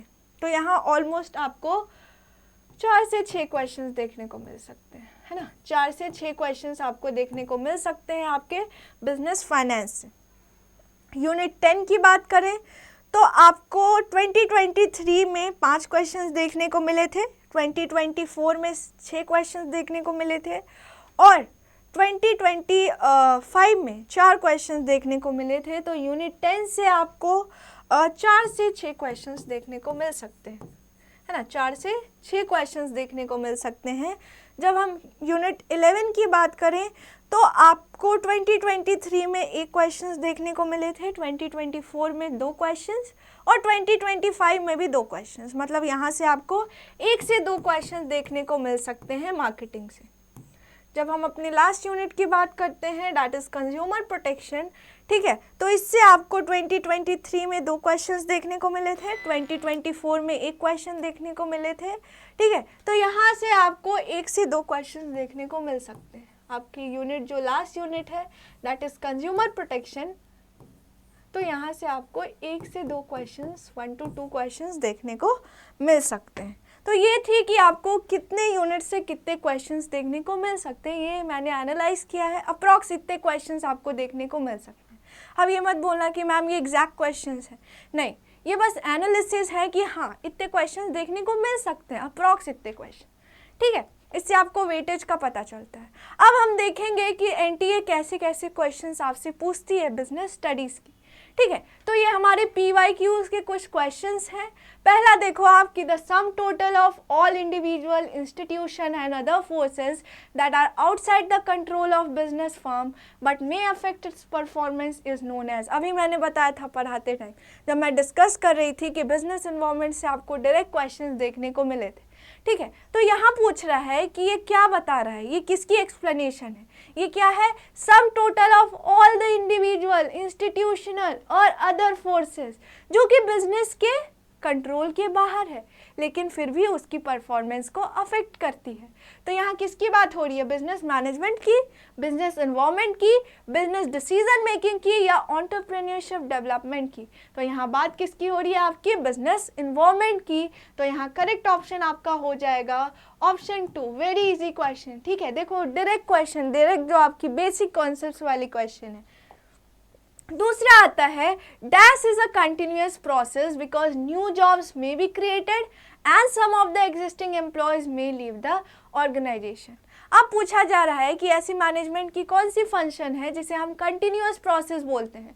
क्यों बोलते हैं, क्योंकि जो नई नई जॉब पोजीशंस और ऑर्गेनाइजेशन में क्रिएट होती है, जैसे जैसे ऑर्गेनाइजेशन से क्या करते हैं वैसे ही ऑर्गेनाइजेशन से कुछ एम्प्लॉयज़ जब मूव करते हैं, मूव मतलब जब ऑर्गेनाइजेशन छोड़ते हैं, ठीक है, तो उससे क्या होता है कि और भी नई नई जॉब पोजीशंस क्या होती हैं, क्रिएट होती है हमारे ऑर्गेनाइजेशन में। और ऑलरेडी कुछ सीट्स क्या हो जाती हैं, इससे जब वो ऑर्गेनाइजेशन छोड़ते हैं वो एम्प्लॉयज़, तो उनकी सीट वेकेंट हो जाती है और क्या होता है, और नई नई जॉब पोजीशंस भी हमारे बिजनेस में फॉर्म होती है, हमारी ऑर्गेनाइजेशन में क्रिएट होती है। तो यहाँ हम किसकी बात कर रहे हैं, जॉब्स की बात कर रहे हैं, जॉब्स की बात कर रहे हैं, एम्प्लॉयज़ की बात कर रहे हैं। तो एम्प्लॉयज़, जॉब्स, ये सारी चीज़ें आपकी ह्यूमन एस्पेक्ट से, ह्यूमन रिसोर्सेज से रिलेटेड है। तो हम ह्यूमन एस्पेक्ट की बात किस में करते थे, स्टाफिंग में। तो यहाँ कौन सी फंक्शन होगी आपके मैनेजमेंट की, स्टाफिंग, क्योंकि यहाँ बोला जा रहा है कि ये क्या है, इस एक कंटिन्यूअस प्रोसेस है, क्योंकि नई नई जॉब पोजीशंस हमारे ऑर्गेनाइजेशन में क्रिएट होती है। और क्या होता है कि ऑर्गेनाइजेशंस में जो एम्प्लॉयज़ हैं वो क्या करते हैं, ऑर्गेनाइजेशन छोड़ते हैं, तो उनके भी जॉब पोजीशंस वेकेंट रहते हैं। इससे क्या होता है कि हमें हमारी नई नई जॉब पोजीशंस फॉर्म होती है, जिसके लिए हम क्या करते हैं, कैंडिडेट्स को रिक्रूट करते हैं, नए नए एम्प्लॉयज़ को रिक्रूट करते हैं, सेलेक्ट करते हैं। तो यहाँ बात हो रही है आपकी स्टाफिंग की। तो यहाँ करेक्ट ऑप्शन हो जाएगा आपका option 3, that is staffing. Third question आता है कि which of the following states that a specific and definite action is to be taken और नॉट टू बी टेकन। ठीक है, अब यहाँ देख रहे हो आप, ऑप्शन से समझ जाओगे कि यहाँ टाइप्स ऑफ प्लान की बात कर रही है। तो यहाँ पूछा जा रहा है कि कौन सी ऐसी चीज़ है जो कि क्या बात करती है कि कौन सी एक्टिविटीज़ हमें करनी चाहिए और कौन सी एक्टिविटीज़ नहीं करनी चाहिए, कौन से एक्शंस हम ले सकते हैं और कौन सी चीज़ें हम कर सकते हैं या नहीं कर सकते हैं, कौन से एक्शंस हम ले सकते हैं और कौन से एक्शंस हम नहीं ले सकते हैं। तो जब ये चीज़ आप जब दिमाग से सोचोगे, ये बहुत बेसिक क्वेश्चंस हैं। अगर आपने डेफिनेशन भी नहीं पढ़ा होगा तब भी बता दोगे ऑप्शन देख के किस चीज़ में स्टेटेड रहती है आपकी बिहेवियर। अब नॉर्मल स्कूल की बात करो तो किस चीज़ में आपको स्टेटेड रहती है कि आपको ये करना है, आप ये कर सकते हो और आप ये नहीं कर सकते हो। तो ये सारी चीज़ें आपकी रूल्स में रहती हैं। रूल्स में ये सारी चीज़ें स्टेटेड रहती है कि कौन से एक्शंस आप परफॉर्म कर सकते हो और कौन से एक्शंस आप परफॉर्म नहीं कर सकते हो। तो यहाँ करेक्ट ऑप्शन हो जाएगा ऑप्शन ए। क्या हो जाएगा, ऑप्शन ए। ठीक है, अब देखो दूसरा आता है, फोर्थ क्वेश्चन आता है आपका, the importance of consumer protection from the point of view of business includes. अब पूछा जा रहा है कि बिजनेस पॉइंट ऑफ व्यू से कौन कौन सी इंपॉर्टेंस है आपकी। यहाँ आप देख रहे हो मल्टीपल ऑप्शंस वाले क्वेश्चन मैंने बताया था देखने को मिलेंगे। इसमें से आपको मल्टीपल ऑप्शंस चूज करने हैं। इसमें से कौन सी ऑप्शंस बता रही हैं, क्या बता रही हैं? कंज्यूमर प्रोटेक्शन की इंपॉर्टेंस। किसके पॉइंट ऑफ व्यू से? बिजनेस के पॉइंट ऑफ व्यू से। बिजनेस के पॉइंट ऑफ व्यू से कंज्यूमर प्रोटेक्शन क्यों इंपॉर्टेंट है?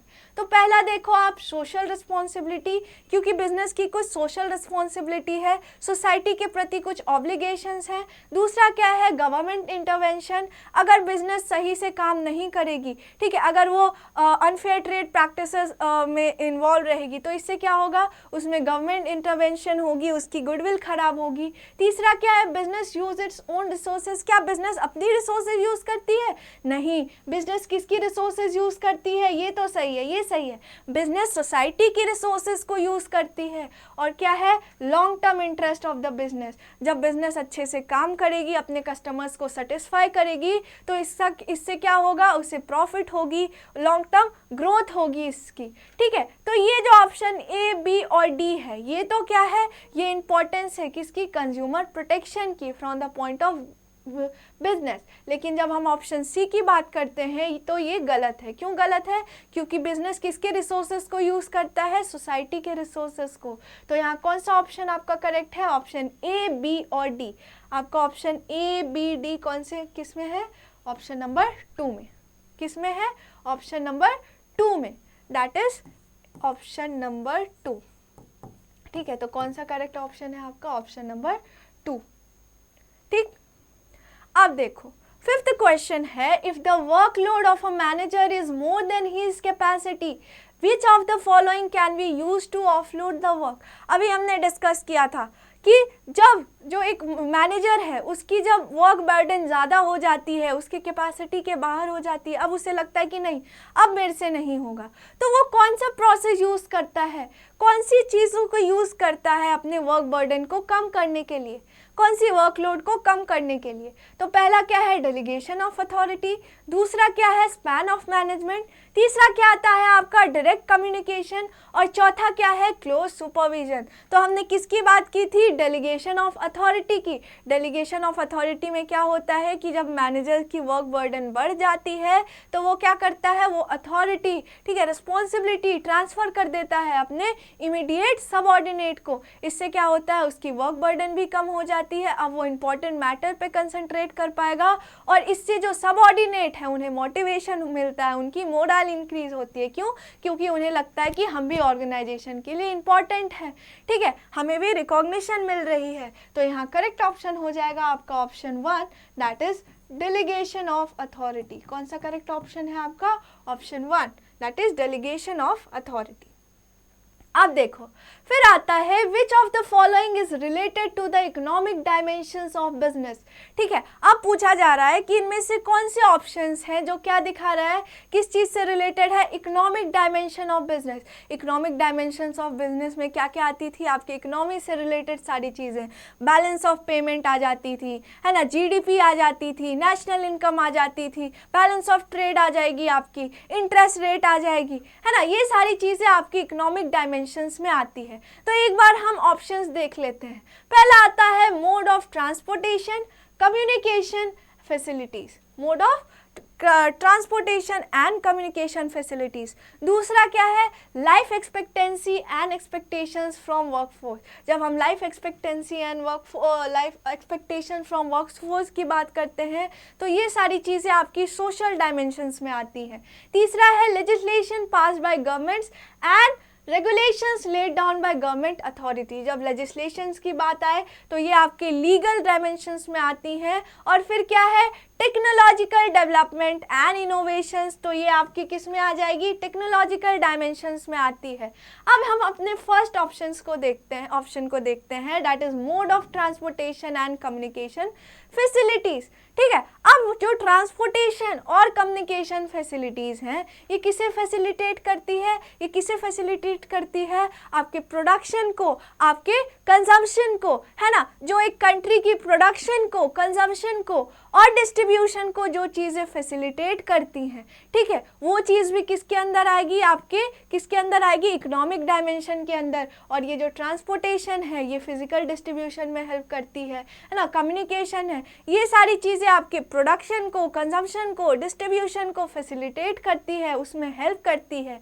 और ये जो प्रोडक्शन, कंजम्पशन और डिस्ट्रीब्यूशन जो होती है कंट्री की या इकोनॉमी की, तो ये सारी चीज़ें आपके इकोनॉमिक डायमेंशंस के अंदर आती है। तो आपका करेक्ट ऑप्शन हो जाएगा option 1, that is mode of transportation and communication facilities. तो यहाँ करेक्ट ऑप्शन हो जाएगा आपका ऑप्शन 1, ठीक है।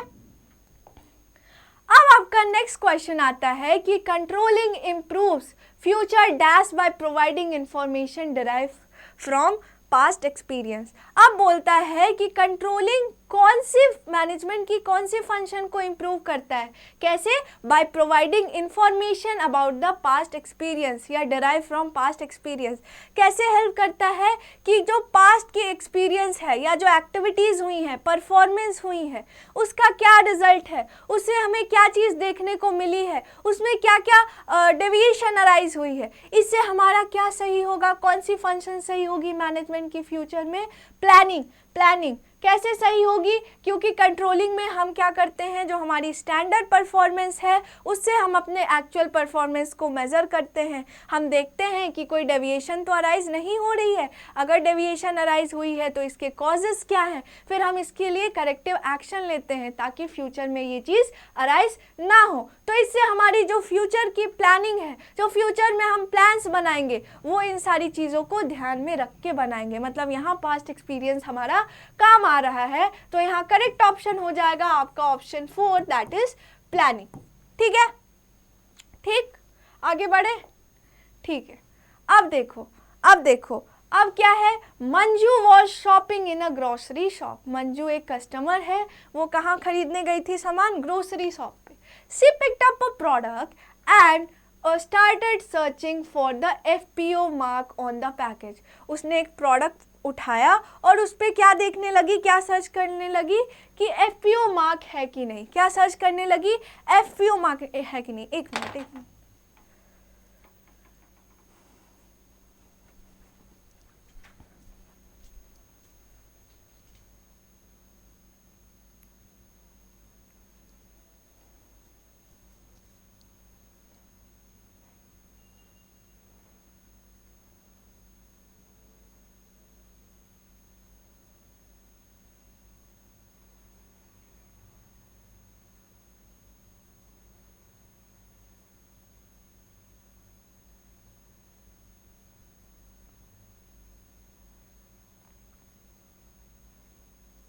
हेलो,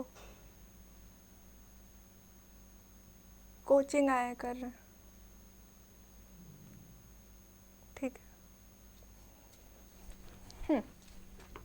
तो मंजू ने क्या किया, उसने एक प्रोडक्ट उठाया और उसमें वो क्या देखने लगी, उस पर वो देखने लगी FPO मार्क। अब FPO मार्क क्या है, FPO का फुल फॉर्म होता है फूड प्रोडक्ट्स ऑर्डर, ठीक है। वो मार्क देखने लगी उस पैकेज पे। अब what was the product in her hand, ठीक है। अब पूछा जा रहा है कि कौन सी प्रोडक्ट उसके हाथ पे थी जिसमें वो FPO मार्क देख रही है। जब ये आपने FPO मार्क देखा तो ये किस पे रहती है आपके, ये आपकी फूड प्रोडक्ट पे रहती है। किस पे रहती है, फूड प्रोडक्ट्स पे, ठीक है। तो जब आपको ये सारी चीज़ें पता होंगी, इससे क्या होता है, इससे हम प्रोडक्ट पे रिलाई करते हैं क्योंकि ये क्वालिटी स्टैंडर्ड सेट करती है। इससे हमें पता चलता है कि हमारी जो प्रोडक्ट है वो सुपीरियर क्वालिटी की है, इससे हमें हार्म नहीं होने वाला, ये हार्मफुल प्रोडक्ट नहीं है। तो कौन सी प्रोडक्ट उसके हाथ में थी, पिकल जार, शर्ट, बल्ब और गोल्ड नेकलेस। तो कौन सी थी, पहला ऑप्शन आपका पिकल जार है, दूसरा क्या है, शर्ट है, थर्ड है आपका बल्ब और फोर्थ क्या है, गोल्ड नेकलेस, ठीक है। तो कौन सी ऑप्शन करेक्ट होगी आपकी, ऑप्शन नंबर 1, क्योंकि जब हम FPO मार्क की बात करें तो ये किस पे रहती है, फूड पे रहती है, ठीक है, क्योंकि इसका फुल फॉर्म क्या है, फूड प्रोडक्ट ऑर्डर, ठीक है। ये हम रिलाई कर सकते हैं वैसे प्रोडक्ट पे क्योंकि इससे हमारी क्वालिटी स्टैंडर्ड उस पर लगता है कि हाँ जो हमारी फूड है, ये जो हम खरीद रहे हैं सामान, ये इसमें जो हमारी क्वालिटी है हमारे प्रोडक्ट की जिसे हम परचेज कर रहे हैं वो अप टू द मार्क है, ठीक है। इसने स्टैंडर्ड क्वालिटी मेंटेन करके रखा है, ठीक है, तो यहाँ क्या है आपका option number 1 that is pickle jar, ठीक है, क्योंकि ये फूड मार्क पे रहती है। जैसे ज्वेलरी पे हम रहती है ना हमारी हॉलमार्क, उससे हम देखते हैं कि हाँ जो है हम इससे रिलाई कर सकते हैं, ट्रस्ट कर सकते हैं कि जो हमारी ज्वेलरी है वो सही, ठीक है। फिर आता है हमारा which of the following is a function that brings the management cycle back to the planning function. अब बोला जा रहा है कि कौन सी ऐसी फंक्शन होती है मैनेजमेंट की जो मैनेजमेंट के साइकिल को फिर से प्लानिंग फंक्शन पे ला सकती है। तो हमने किसके बारे में रिलेशनशिप के बारे में पढ़ा था, किसके रिलेशनशिप के बारे में, कौन से फंक्शंस के रिलेशनशिप के बारे में हमने पढ़ा था। एक हमारा प्लानिंग आता है और कंट्रोलिंग। हमने पढ़ा था relationship between planning and controlling. Controlling में हम देखते हैं कि जो स्टैंडर्ड हमने सेट किया है ना, जो स्टैंडर्ड हमने सेट किया है, ठीक है, उसके हिसाब से हमारी एक्चुअल परफॉर्मेंस हुई है कि नहीं। अगर हुई है तो ठीक है, अगर नहीं हुई है तो हम देखेंगे कि ये डेविएशन क्यों अराइज हो रही है, क्या कॉजेज हैं ये डेविएशन के, है ना। फिर हम क्या देखते हैं कि ये जो कॉजेज हैं, ठीक है, इसे हम कैसे ठीक करेंगे। इसके लिए हम क्या करेंगे, करेक्टिव एक्शन लेंगे। अगर उसके बाद भी वो चीज़ सही नहीं हो रही है तो हमें क्या करना होगा, हमें अपने प्लान्स को फिर से मॉडिफाई करना होगा, हमें नए प्लान्स बनाने होंगे, नई स्टैंडर्ड सेट करनी होगी। तो जो कंट्रोलिंग फंक्शन है वो मैनेजमेंट साइकिल को फिर से प्लानिंग फंक्शन पे ला सकती है। तो यहाँ आपका करेक्ट ऑप्शन क्या है, ऑप्शन 3 दैट इज कंट्रोलिंग, ठीक है।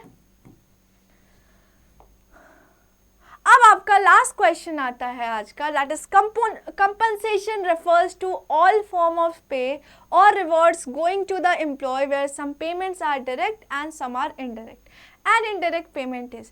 बोला जा रहा है कंपनसेशन क्या होती है, ये ऑल द फॉर्म्स ऑफ पे होती है, जो हमारी पेमेंट होती है, जो हम किसे करते हैं, अपने एम्प्लॉयज़ को करते हैं। क्यों करते हैं, जो सर्विसेज वो हमें प्रोवाइड कर रहे हैं, हमारे बिजनेस में प्रोवाइड कर रहे हैं, उसके बदले हम क्या करते हैं, उन्हें कुछ पेमेंट करते हैं, जो डायरेक्ट फॉर्म में भी हो सकती है और इनडायरेक्ट फॉर्म में भी हो सकती है।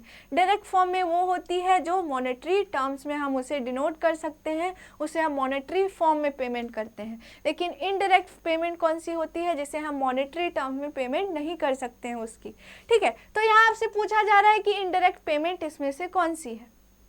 पहला आता है आपका बोनस। तो बोनस तो हमारी मॉनेटरी इंसेंटिव्स होती हैं, हमने पढ़ा था, ये डायरेक्ट पेमेंट है। डेली इंसेंटिव भी क्या है, हमारी डायरेक्ट पेमेंट होती है, क्योंकि इसे हम मॉनेटरी टर्म में पे कर सकते हैं। कमीशन जो है वो भी हम क्या कर सकते हैं, उसे भी हम डायरेक्टली फॉर्म में, मॉनेटरी फॉर्म में पे करते हैं। लेकिन जो हमारा एम्प्लॉय पेड इंश्योरेंस है, एम्प्लॉयर पेड इंश्योरेंस, इसे डायरेक्टली जो एम्प्लॉय है उसे हम मॉनेटरी फॉर्म में पे नहीं करते हैं। तो यहाँ आपको इनडायरेक्ट पेमेंट के बारे में पूछा जा रहा है, तो यहाँ आपका करेक्ट ऑप्शन हो जाएगा option number 4 that is employer paid insurance, ठीक है। तो समझ में आ गई सारी चीज़ें। तो ऐसे कुछ क्वेश्चंस आपको देखने को मिलेंगे आपके एग्जाम में। एनटीए नॉर्मली ऐसे ही क्वेश्चंस आपसे पूछती हैं आपके एग्जाम में, बहुत इजी क्वेश्चंस रहती हैं, टेंशन लेने की कोई ज़रूरत नहीं है कि पता नहीं क्या पूछ लेंगे, ठीक है। बहुत सिंपल क्वेश्चन रहती है। अगर आपकी कंसेप्ट क्लियर है, बेसिक कंसेप्ट क्लियर है, अगर आपने सारी चीज़ों को समझ के रखा है तो क्वेश्चंस तो आप यूं ही सॉल्व कर लोगे एग्जाम में। तो आई होप कि आपको सारी चीज़ें समझ में आई हो। बाकी अगर आपको कोई भी डाउट हो तो आप एक बार मुझे कमेंट में ज़रूर बताना। मैं ट्राई करूँगी कि अपने नेक्स्ट वीडियो में आप सभी के डाउट्स को लूँ, ठीक है, सॉल्व करूँ। तब तक के लिए थैंक यू।